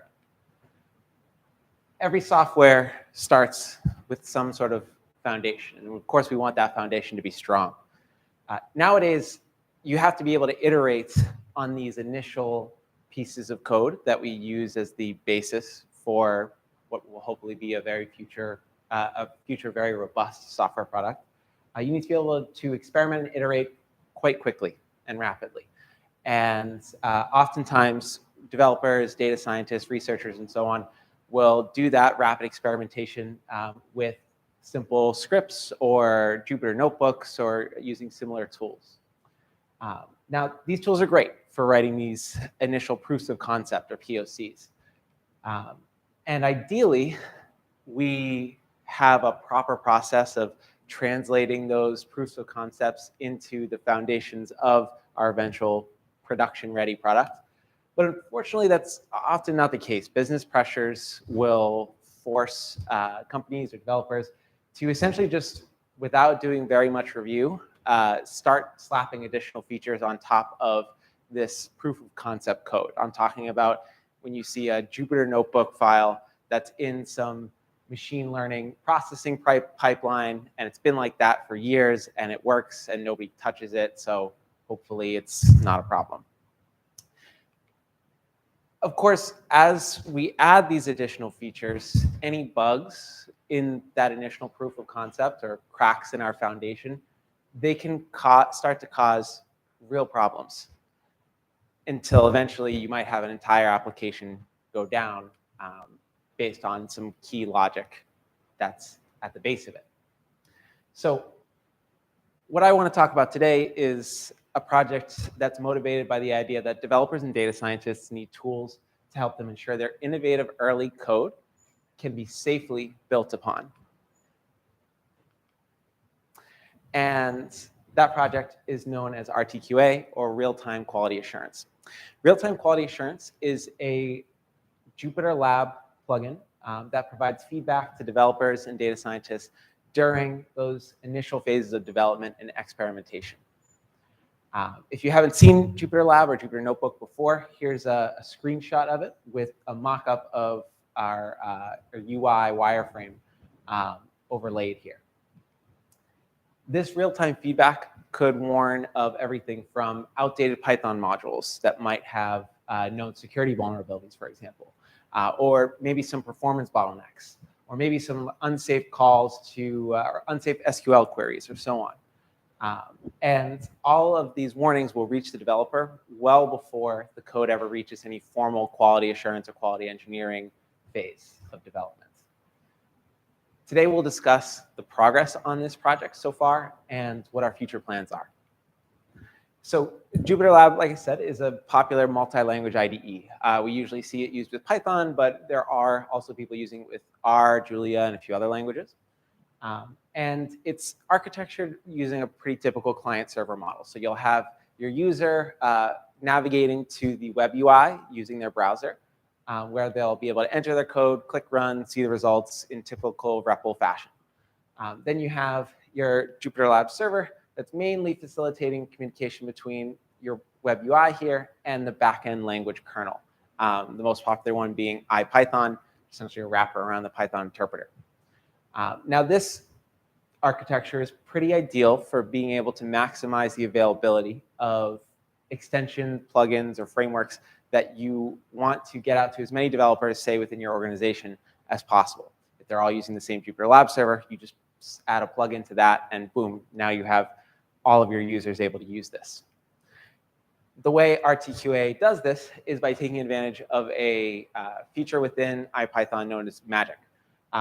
Magic is essentially just a way that users can indicate to the interpreter, hey, I want you to handle this code a little bit differently.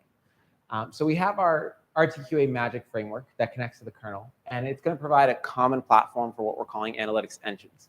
These analytics engines right now, what we're thinking about include vulnerable dependency scanners, network anomaly detectors, and also performance bottleneck analyzers.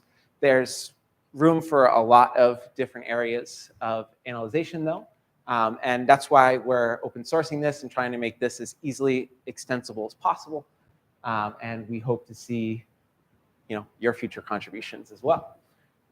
So we started off with one kind of proof of concept analytics engine of our own. And that's using a system known as Praxi. Praxi is a fully automated machine learning based method for discovering cloud software while it's being installed. So what does that mean in practice? It means you can take a collection of file system audit logs. So in other words, just a list of file names that were touched during a certain period of time, whether that's a modification, creation, deletion, so on. And we can use machine learning to map those change sets, as we call them, the sets of file changes, to a labeled event. So we can say, hey, based on this change set that you're showing us here, we think that you're installing Apache 2 version 2.4.2. The way Praxi works in a little more detail is like this. We start off with our change set, and we feed it through a practice-based analyzer known as Columbus. This came out of IBM research. And Columbus uses some statistical methods to pull out significant terms. So these are just words usually coming out of these file paths here that have some meaning associated with the event that's taking place within the change set. So in this case, since we're installing Apache 2, we might see terms like Apache, HTTPD, www, and so on. So we call that our tag set. We then feed that tag set through our machine learning system. This is known as Volpal-Wabbit. This was originally developed at Yahoo Research, now taken over by Microsoft Research. And that produces a trained bag of words classifier.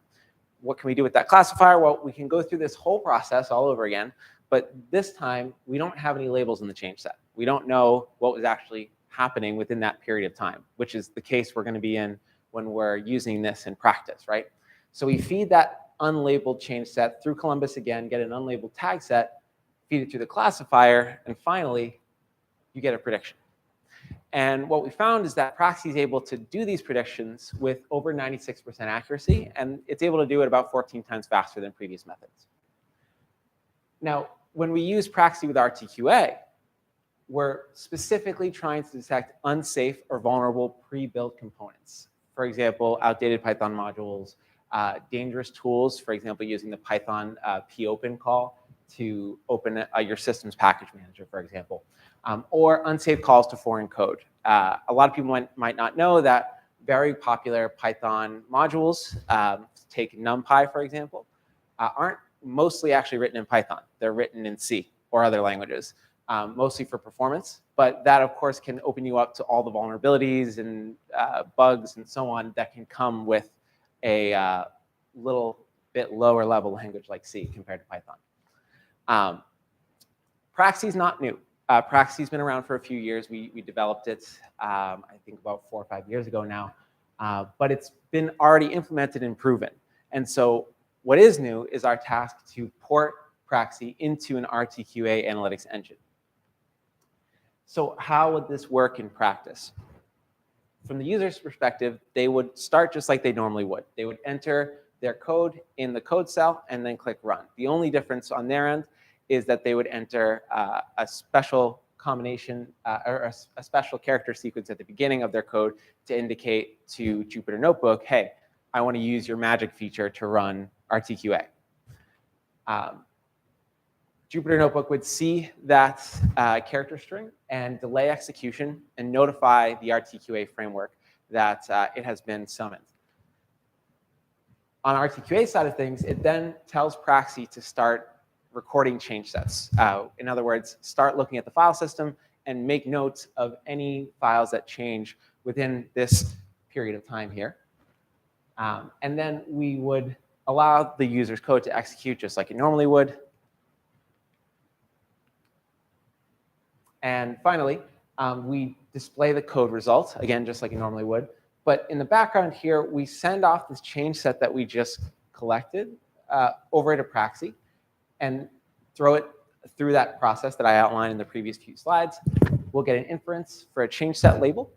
And if that change set matches anything we know about in our database, then we'll display a result. So here's what this would look like. But before I get to that, I just want to highlight here that the only differences from the user's perspective are that they enter a special character combination at the beginning here, and they get a result at the end here. So it's a very unobtrusive system. It only shows up really when there's a potential problem. So how this actually works from the user's perspective. There's that special character combination that I've been referencing, just %sign. And in this case, we tell Jupyter Notebook that we specifically want you to summon the Praxi module within RTQA. And let's say our user here is installing a Python package known as Keras. So they'd enter the exclamation point that indicates that we want to run a shell command. We say pip install Keras. And that kicks off first the recording process for Praxi. And then it allows pip to do its thing, install this package. It then stops the recording process, tells you, hey, I got this change set. It captured 893 file creations and so on. Ran it through Volpal-Wabbit.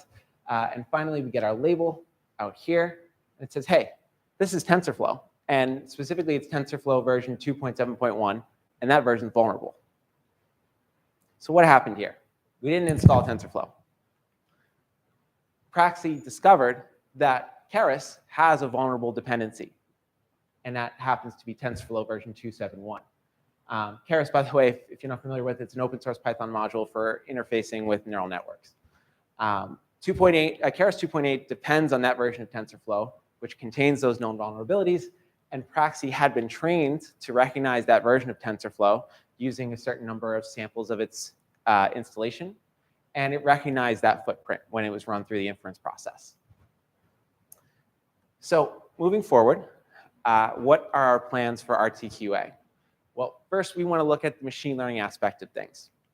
Praxi, and we expect other analytics engines that we're developing for RTQA, will require these large and up-to-date machine learning models. In the case of Praxi, for example, we need to have a database that captures every vulnerable version of every Python package that we might be interested in. And it's impractical to store copies of these rather large machine learning models on the user's local machines. So instead, we'll be making use of Red Hat's open data science platform, specifically the Kubeflow component of that, to build a hosted machine learning pipeline. This pipeline will allow our models to be updated daily and iteratively. So every time a new package comes out on the Python package index, or if a new vulnerability is reported to safety database or safety DB, we'll be able to automatically trigger a retraining of our model, an iterative retraining, and it will be able to now recognize that newly vulnerable package. Another direction that we're looking at, of course, is our future analytics engines. So firstly, we want to take a look at static code analysis. This is a very well-studied area, and so we think there's a lot of potential here. And one thing we want to do is be able to detect these unsafe foreign code calls at the line of code levels. That would be referring back to that NumPy example I gave earlier, where you have modules that are backed by C. Next up, we want to do some network telemetry analysis. So this would be to detect some sort of anomalous behavior to assist the user in debugging. This could mean, you're writing some code for, say, a network interface driver, or better yet, you're writing some code that interfaces with a database over a network. And all of a sudden, like, you changed one variable and you hit run again, and now your code's taking a lot longer and you're not really sure what's going on. And without any sort of deeper looking, you can see that, like, the result's the same, but it's taking a lot longer and you're not sure why. If you had a RTQA-based network anomaly detector running in the background here, it would be able to tell you, hey, your code that you just ran downloaded like 10 times more data than the previous calls that you ran this code through. Like, did you mean to do that? And these are the kinds of things that, again, are supposed to be able to help the developer catch these bugs well ahead of any particular quality assurance phase. We're also interested in looking at intelligent rollout engines for automatic A/B testing of code. So this would be, for example, if you have some code that's going into a distributed system, and let's say you have it hooked up to a staging environment, you can have RTQA automatically deploy 2 different versions of your code and then give you the results as to which one performed better, depending on whether that's a CPU usage metric or a sales conversion metric or whatever you're interested in when you're writing your code. And of course, because it's open source, we'd love to see any ideas that you all have for analytics engines. That's the link to our GitHub here, github.com/operateFirst, AI for Cloud Ops. And pull requests are certainly welcome. So to conclude here, RTQA aims to deliver real-time code feedback to developers and data scientists. And we're starting off with our initial analytics engine, Praxi, that will provide vulnerable dependency detection using machine learning. Finally, we hope that RTQA will continue to grow with your contributions and also our machine learning as a service framework that we're hoping to launch alongside of it. So thank you very much for your attention and your time, and I'd be happy to take your questions.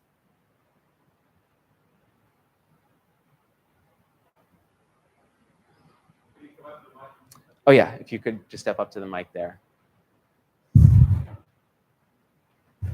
Feel free to line up.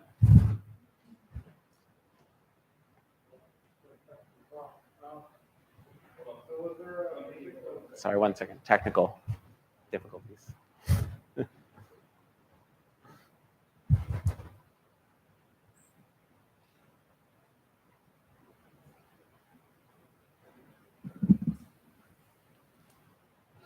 Testing. Oh, there we go. Yay. So thanks for the talk. I was wondering, was there any particular technical reason you were using Volpo Wabbit as opposed to some other model? Yeah, great question. When we originally developed Praxi, like I said, about 4 or 5 years ago now, Volpo Wabbit at the time was seen as a pretty performant machine learning engine. And for what we were trying to do, which is really just recognize these collection of string text, it was seen as a very practical way of going about that. And it worked for us at the time. Nowadays, of course, 5 years is a lifetime in the machine learning world. And a lot of things have changed. There's plenty of engines with better accuracy, better performance, and so on. And that's kind of why we're switching towards this machine learning as a service model with Kubeflow, because that allows you to essentially plug and play different machine learning engines pretty easily.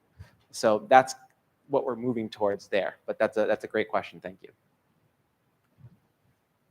Is it possible to use RTQA on something like ODH, or does it have to be on a local Jupyter Lab instance? If I understand your question correctly, it definitely doesn't have to be running on a local instance. Yeah. If you have a distributed instance of Jupyter Lab where your client's on a different machine or even a completely different network from your Jupyter Lab server, that's fine as long as it's installed within the Jupyter Lab server component. Okay. Thanks for the question.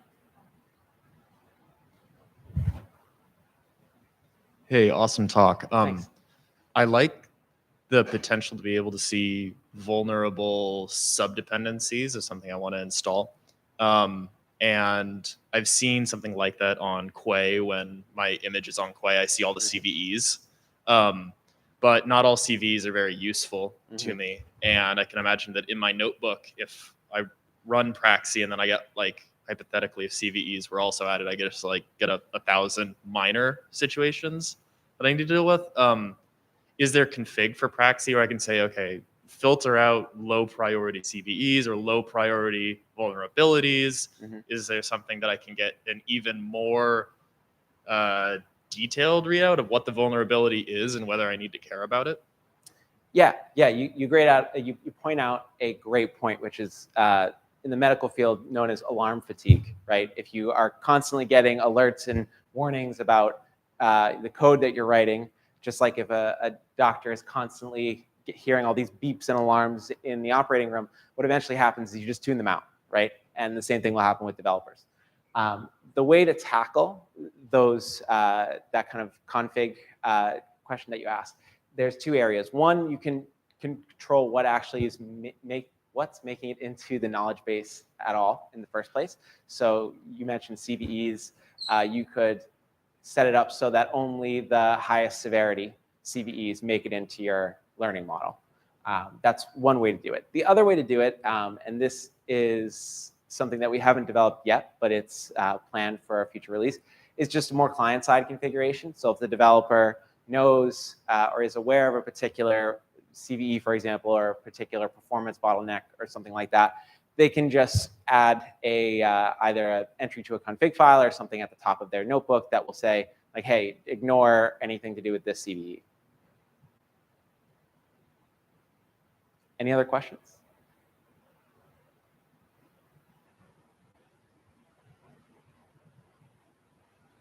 All right. Thank you all so much.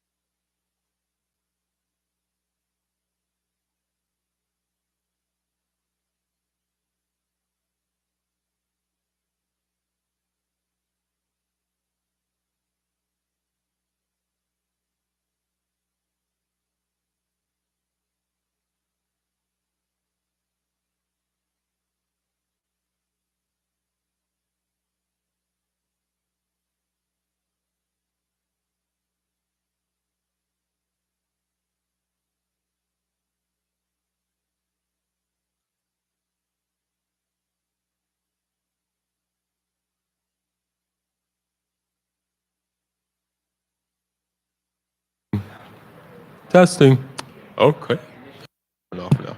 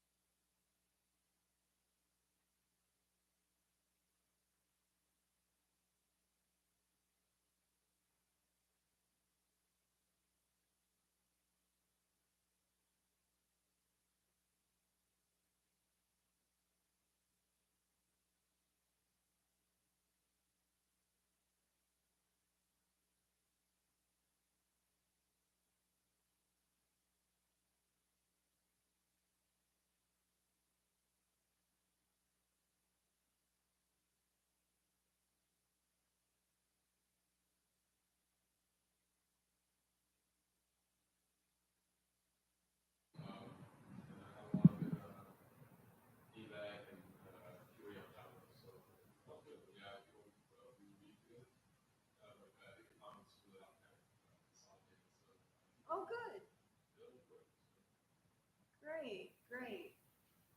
Did you get good questions? Yeah.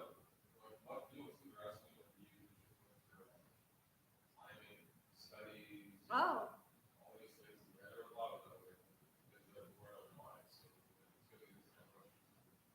Well, it means they were really listening.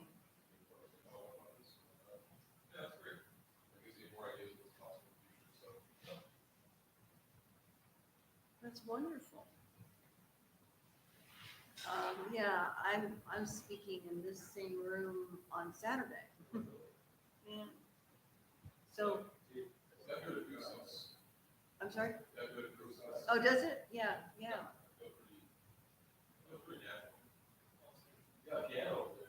Yeah, I mean, I guess if you play piano, you can just kind of break into.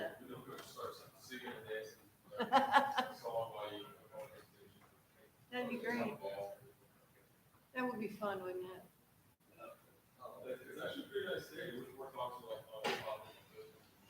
Yeah.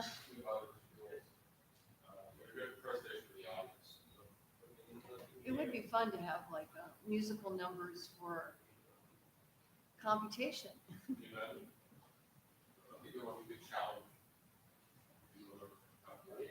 I know my manager challenged people to give their status reports in poetry.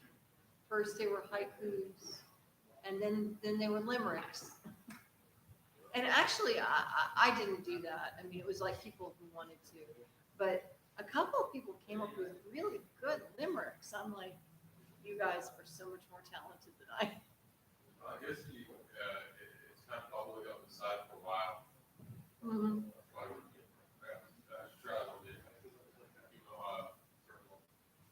Yeah, my husband's good at that kind of thing, so I could imagine him breaking out in a limerick. So.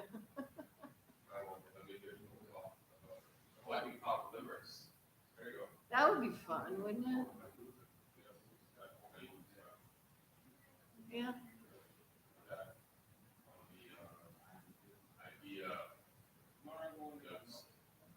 The idea of what? That would be fun. That would be really fun. Because I guess you can just sign up and do a lightning talk, right?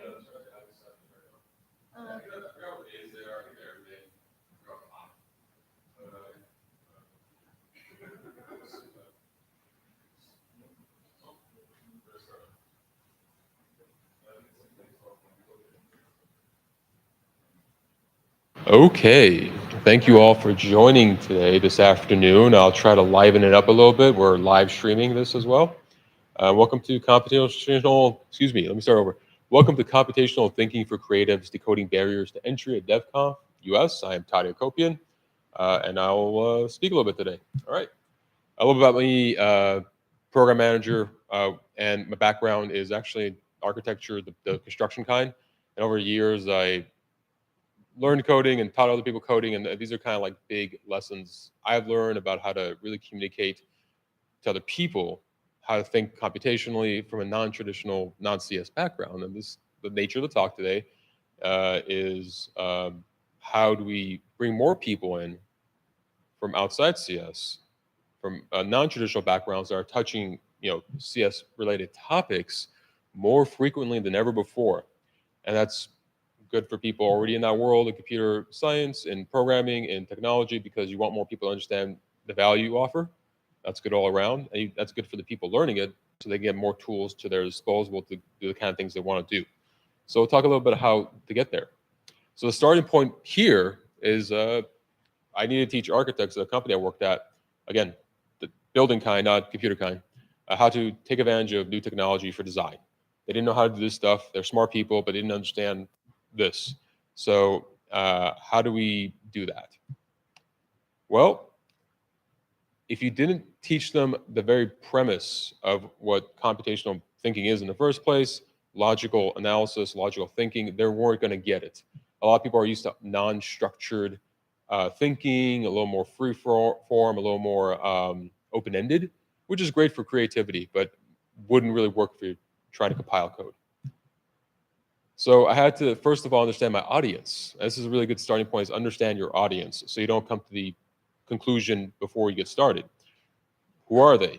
what do they feel comfortable with, what are we trying to teach them, and how much exposure they had to all this. And you can see in this graphic here, a lot of my audience, the people I was trying to teach, were people who like to sketch, they like colors, they like to draw things out, touchy-feely. That's a word we'll come back to again, touchy-feely. And that's something I had to figure out ways to respond to. I know it's always good to find a way to understand, no matter what you're teaching, no matter how technical or non-technical it is, what is it your audience is interested in doing and how they learn. And we talk about creatives here, right? People who like to be a little more inclined to make something, usually graphical. They don't feel very comfortable with code and text. We just saw a great example on Jupyter Notebooks and how to use machine learning. I think that's something a lot of people are interested in learning or trying out, but they don't know the fundamentals. It looks too technical, too abstract, too intimidating, and they get a little anxious around it. I've been around these people. They're very smart people, but they get stressed out about. So it got me thinking, one way to bridge that gap is patterns. There's architecture patterns like on the left here, and there's design patterns, the system thinking on the right here. These are all patterns, and that's not a coincidence. The guy who came up with the idea of pattern language was Christopher Alexander, and that's where all the patterns you see in computer science came from, an architect. Christopher Alexander was a building architect. He talked about patterns when it came to ways of creating design systems, and that got picked up in CS, even though he was a design architect. So I thought that was a really good starting point to talk about patterns and thinking patterns. And when it comes to thinking patterns and computational thinking, all it is just expressing solutions as steps, like an algorithm that can be carried out by a computer, a machine, anything. This is a great basis, starting point to help kind of align people to what it takes to be a computational thinker in a non-traditional background. And here's just the generic steps. I think a lot of you are already comfortable with this point of view of what it takes to be logical thinking, computational thinking, but this is what I was showing to my learning audience. Start with using abstractions and pattern recognition to represent the problem. Think about different ways than what you're used to in a non-structured way. Logically organizing and analyzing data. Really thinking about what the data is, data types, and how they work. Breaking down the problem to small parts. Programmatic thinking such as iteration, symbolic representation, and logical operations to understand the problem.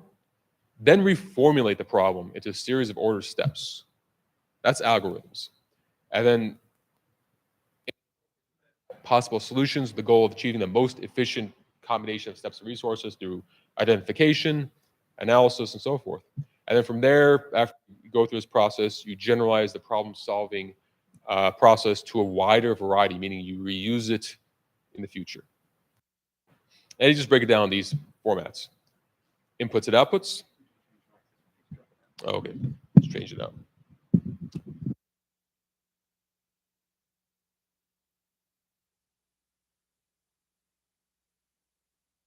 Testing. Okay, thank you so much for that. Perfect timing. So essentials to cover based on these kind of computational steps: inputs and outputs. What goes in, what goes out. Data flow, data type, recursion, things we've all heard before. You have to prepare people to kind of understand this.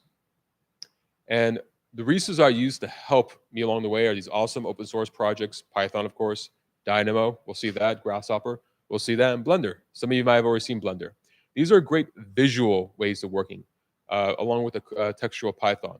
And they're very accessible, free, and we'll look at these examples of how we're going to teach people the computational thinking. And again, people are designers, they're architects, they like to see things, they like to see stuff happen. They're used to 3D environments, they make models all day.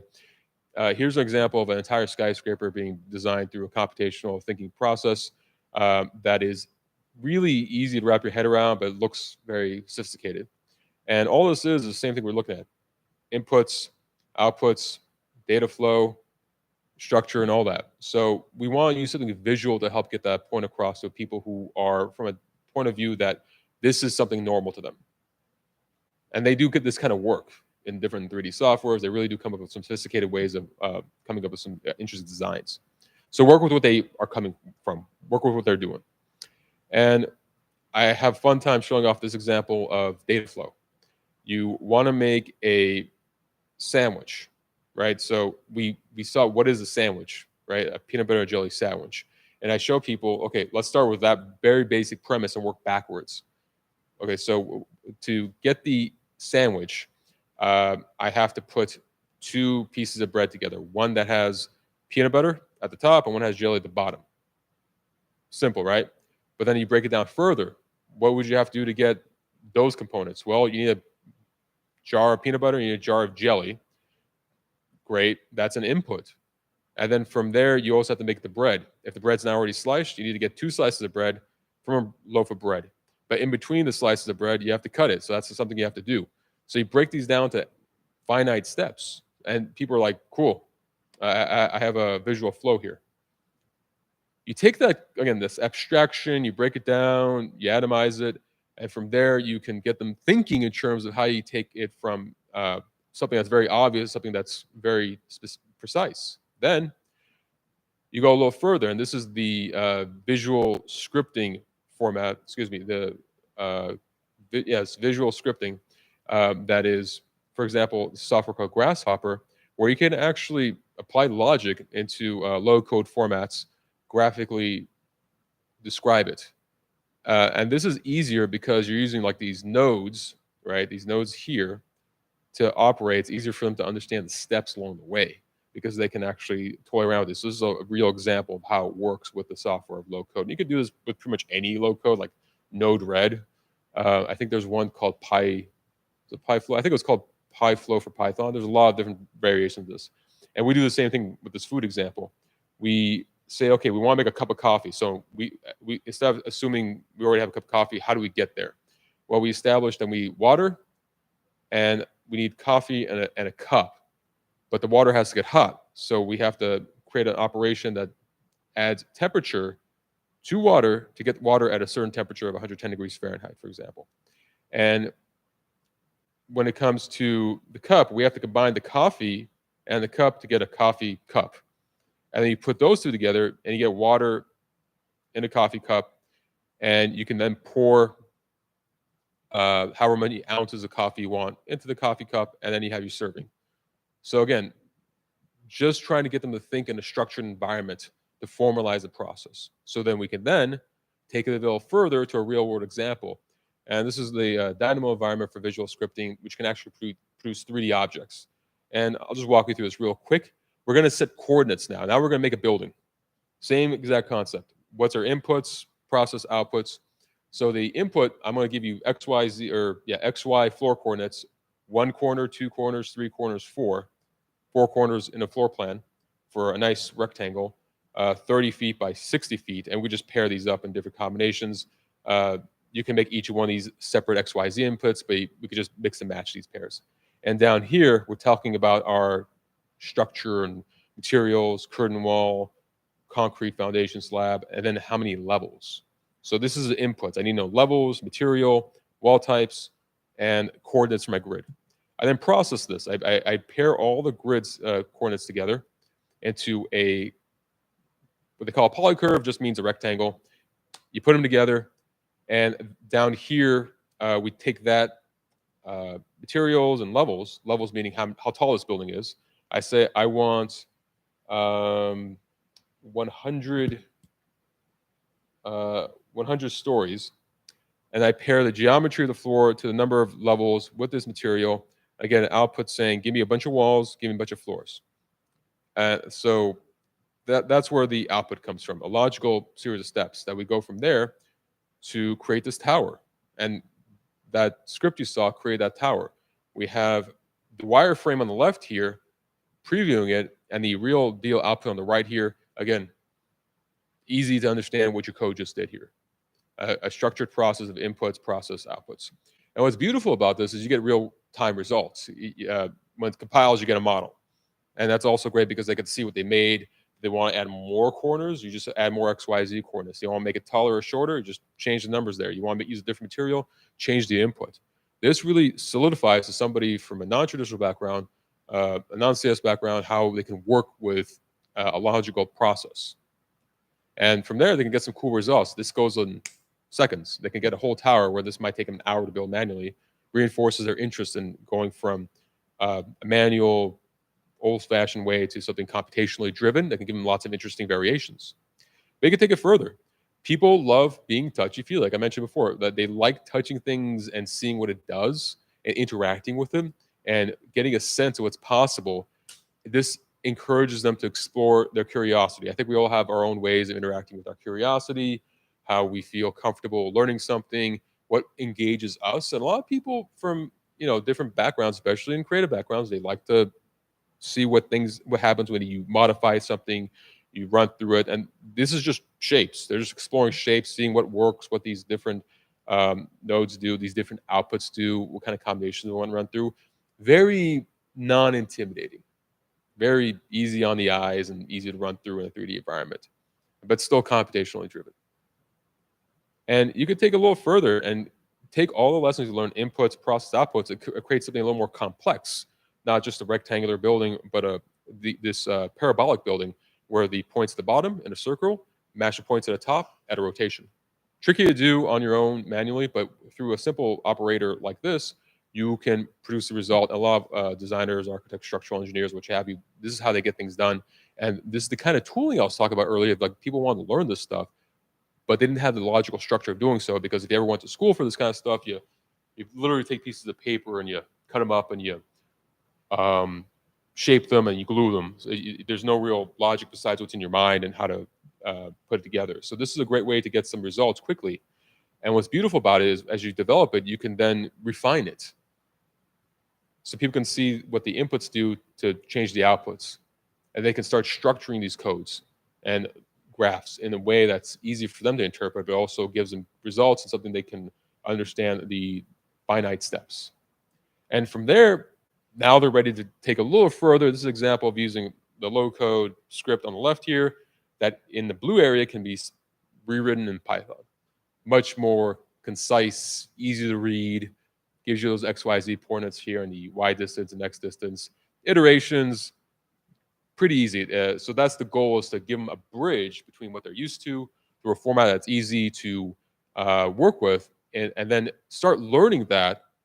That way they can start feeling comfortable understanding what the logic looks like, so that when we do dive into scripting code, they are ready for it, but they understand the beauty of it, which is we don't have to spend 15 minutes making this blue area work, which is actually a lot of work. We can spend a few minutes writing the code or copy pasting the code on somebody's GitHub repo and moving on with our lives, because you really cannot copy paste this very easily, but you can copy paste this easily. So you give them the step-by-step process of getting there so they feel comfortable at the next level. I think this is the missing link between what a lot of people are trying to get to, is to understand the logic of even bothering with the stuff. If you start directly in any kind of computer science, this is the kind of thing they teach you, or even more so with like Java or C# or C++, even way more detail on this. But a lot of other people do not have that perspective, so you have to give them a couple of different ways of approaching that environment, of being comfortable with something a little more technical through logical and computational thinking. And what's fun about this, I got to do a little training course to teach people about computational design, general design, and this thing called parametric design, which uses parameters to design. We saw examples of that with the parabolic buildings, for example, and even the tower. And just a key point here, depending on people's learning styles, sometimes they don't want to touch, they want to look at stuff, they want to hear, they want to read. You have to be open-minded that some people want to look at a nice, shiny diagram, a graphic. Others want to find a way to manipulate and be able to modify what they're using. Like you saw an example where we're clicking through all those different options. I think this is something that will help anybody who's trying to teach an audience, technical or not, how to learn, because different learning modes help. So my recommendation is mix and match. Try a little bit of graphic, try to do something that's a little more interactive, give them the documentation that's helpful, and also be clear and concise as you teach through verbal communication. Just mix and match. The variety helps a long way in reinforcing knowledge. Here's a team I work with at my company at the time to create these kind of courses. It takes a village to raise a child, and it takes a team to do some training. And this is an example of a real-world solution using all these things we talked about, computational design. This is a building in the Bay Area that needed to get shaded. It's a library. The south facade was getting hit by a lot of sunlight. So the school was asking us, how do we make a nice facade that on the one hand protects us from being burned alive, on the other hand makes good use of sunlight so we can reduce our energy load, but on the other hand is also nice and aesthetic. So we came up with a solution of being able to show the variations of shading structures in a computationally logical way that gave us good results. And this big graph here shows that. I won't go into too much detail about it, but it's based on the same tools we saw earlier. It lets you do visual scripting and gives you a lot of controls on the process so that you can then literally create 3D elements from it that can then be used for design process and construction. So you take those simple examples, again, peanut butter and jelly, coffee, make a tower, make a parabolic object. And then from there, the logic sinks in to a point where people can feel comfortable doing much more sophisticated work. As you can see here in this very long, elaborated graph, and this series of wires connecting over here is what generates those panels. And that's how we got this study right here. The panels on the right were computationally driven to get a nice design layout. And I should make a note here. We need to see them in 3D. Otherwise, we didn't know what they look like, the sizing of them. So we couldn't just have like an algorithm spit up numbers. We need to see it. So it's a pure practical example of how it worked. It was a really great way to show off what we're doing here on the left, which is actual solar analysis based on the inputs of how much sunlight we had, the time of day of the sun, the size and of the louvers that shade the building, the floor plan. All that was an input that, again, a non-traditional a person from a design point who's not traditional in this can work with and understand and respect the logic and be able to facilitate these higher standards of making a better space for the students to inhabit. So key concepts. Coding and computational design is more important for the average person these days. I think we're democratizing a lot of what's going on programming to a broader audience. And I think everybody here can see that happening, either for yourselves, your friends, your associates, that a lot more people are interested in this kind of stuff. And we have to find ways to really facilitate that.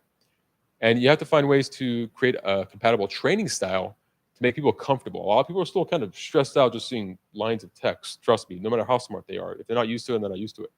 So you have to create that baseline of thinking with computational thinking approach. Use the right resources and styles with your trainees so they don't feel overwhelmed. This could be a hit or miss, trial by fire thing, but over time you'll get a sense of what's possible. For all you know, you guys will be teaching a very informed class of people about something related to edge computing one day. It's totally possible. And reduce the anxiety, easy to follow examples, something that's really hard to miss.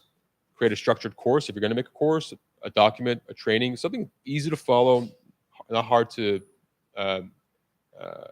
get on board with. Let people try things out and encourage them to share the results, like the results I was showing you was from real projects.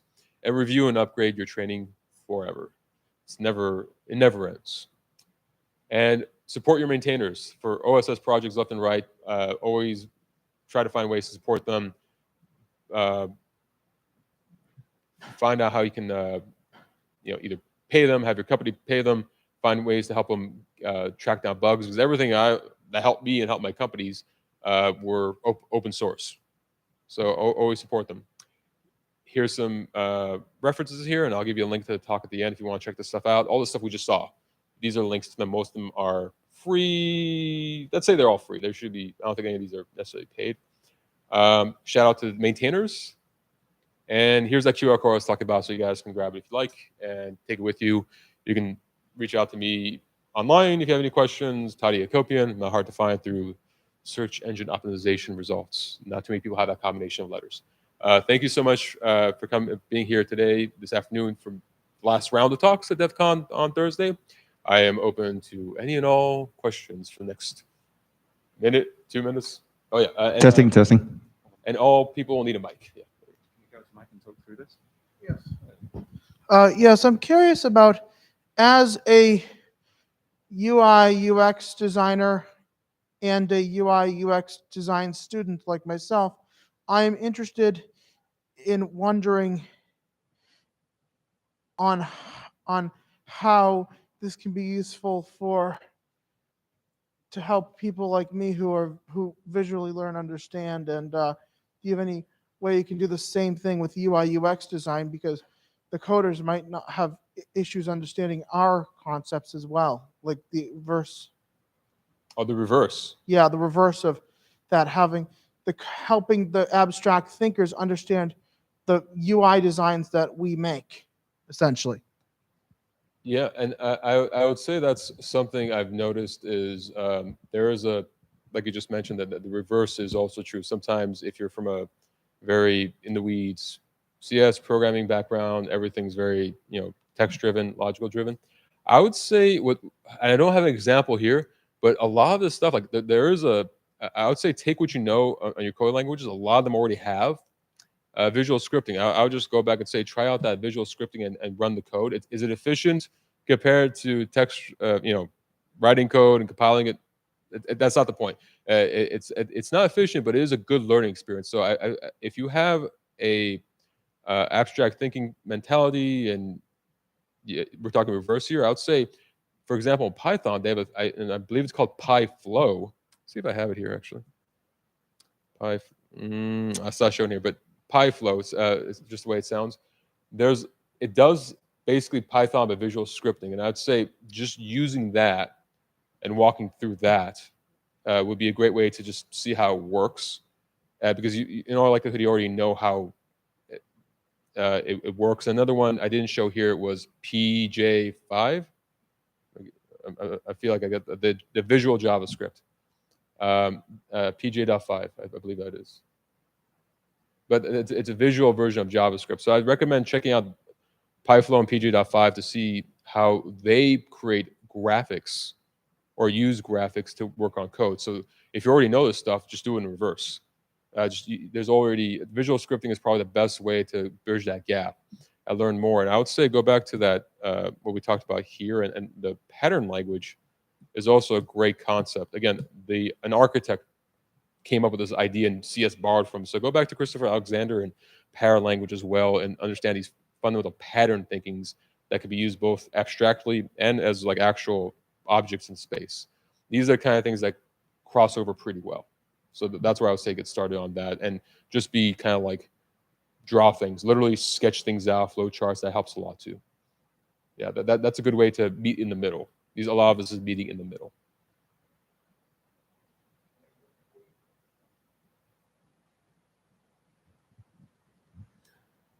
It's my understanding that you use this with the people that you work with. Is that the idea, to teach them how to code?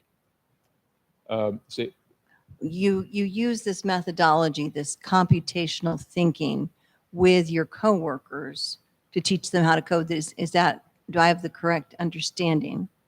Yeah, these are parts of part of this was developed to help people, my coworkers, colleagues, to learn. They were already on the cusp of learning, so I was like, how can I make this a little easier for them? And this kind of came as a result of training processes that we developed based on these tool sets that we saw. Okay, yeah. All right, thank you. Just to clarify what I meant was, if you have somebody on your team that thinks better with text or abstract thought, and I design a user interface or the design, and I want to show them how the design works, like, would there be a way with this methodology to make it easier for that person to learn it? Like if you're showing them how your thing works?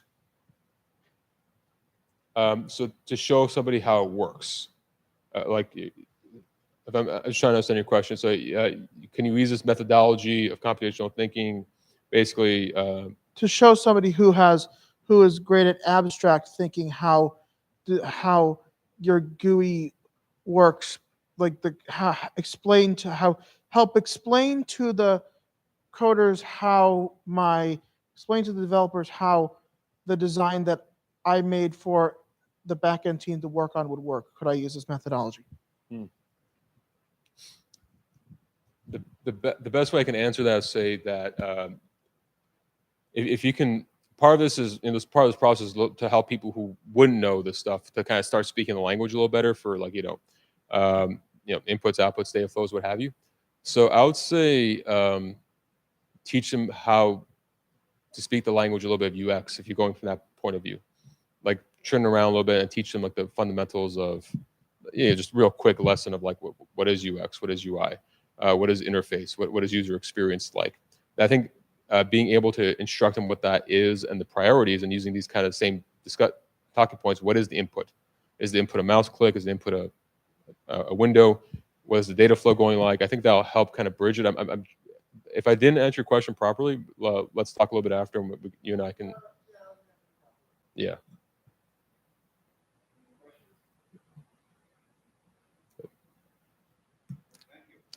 Thank you all. We did it, guys. We made it through Thursday. Congratulations.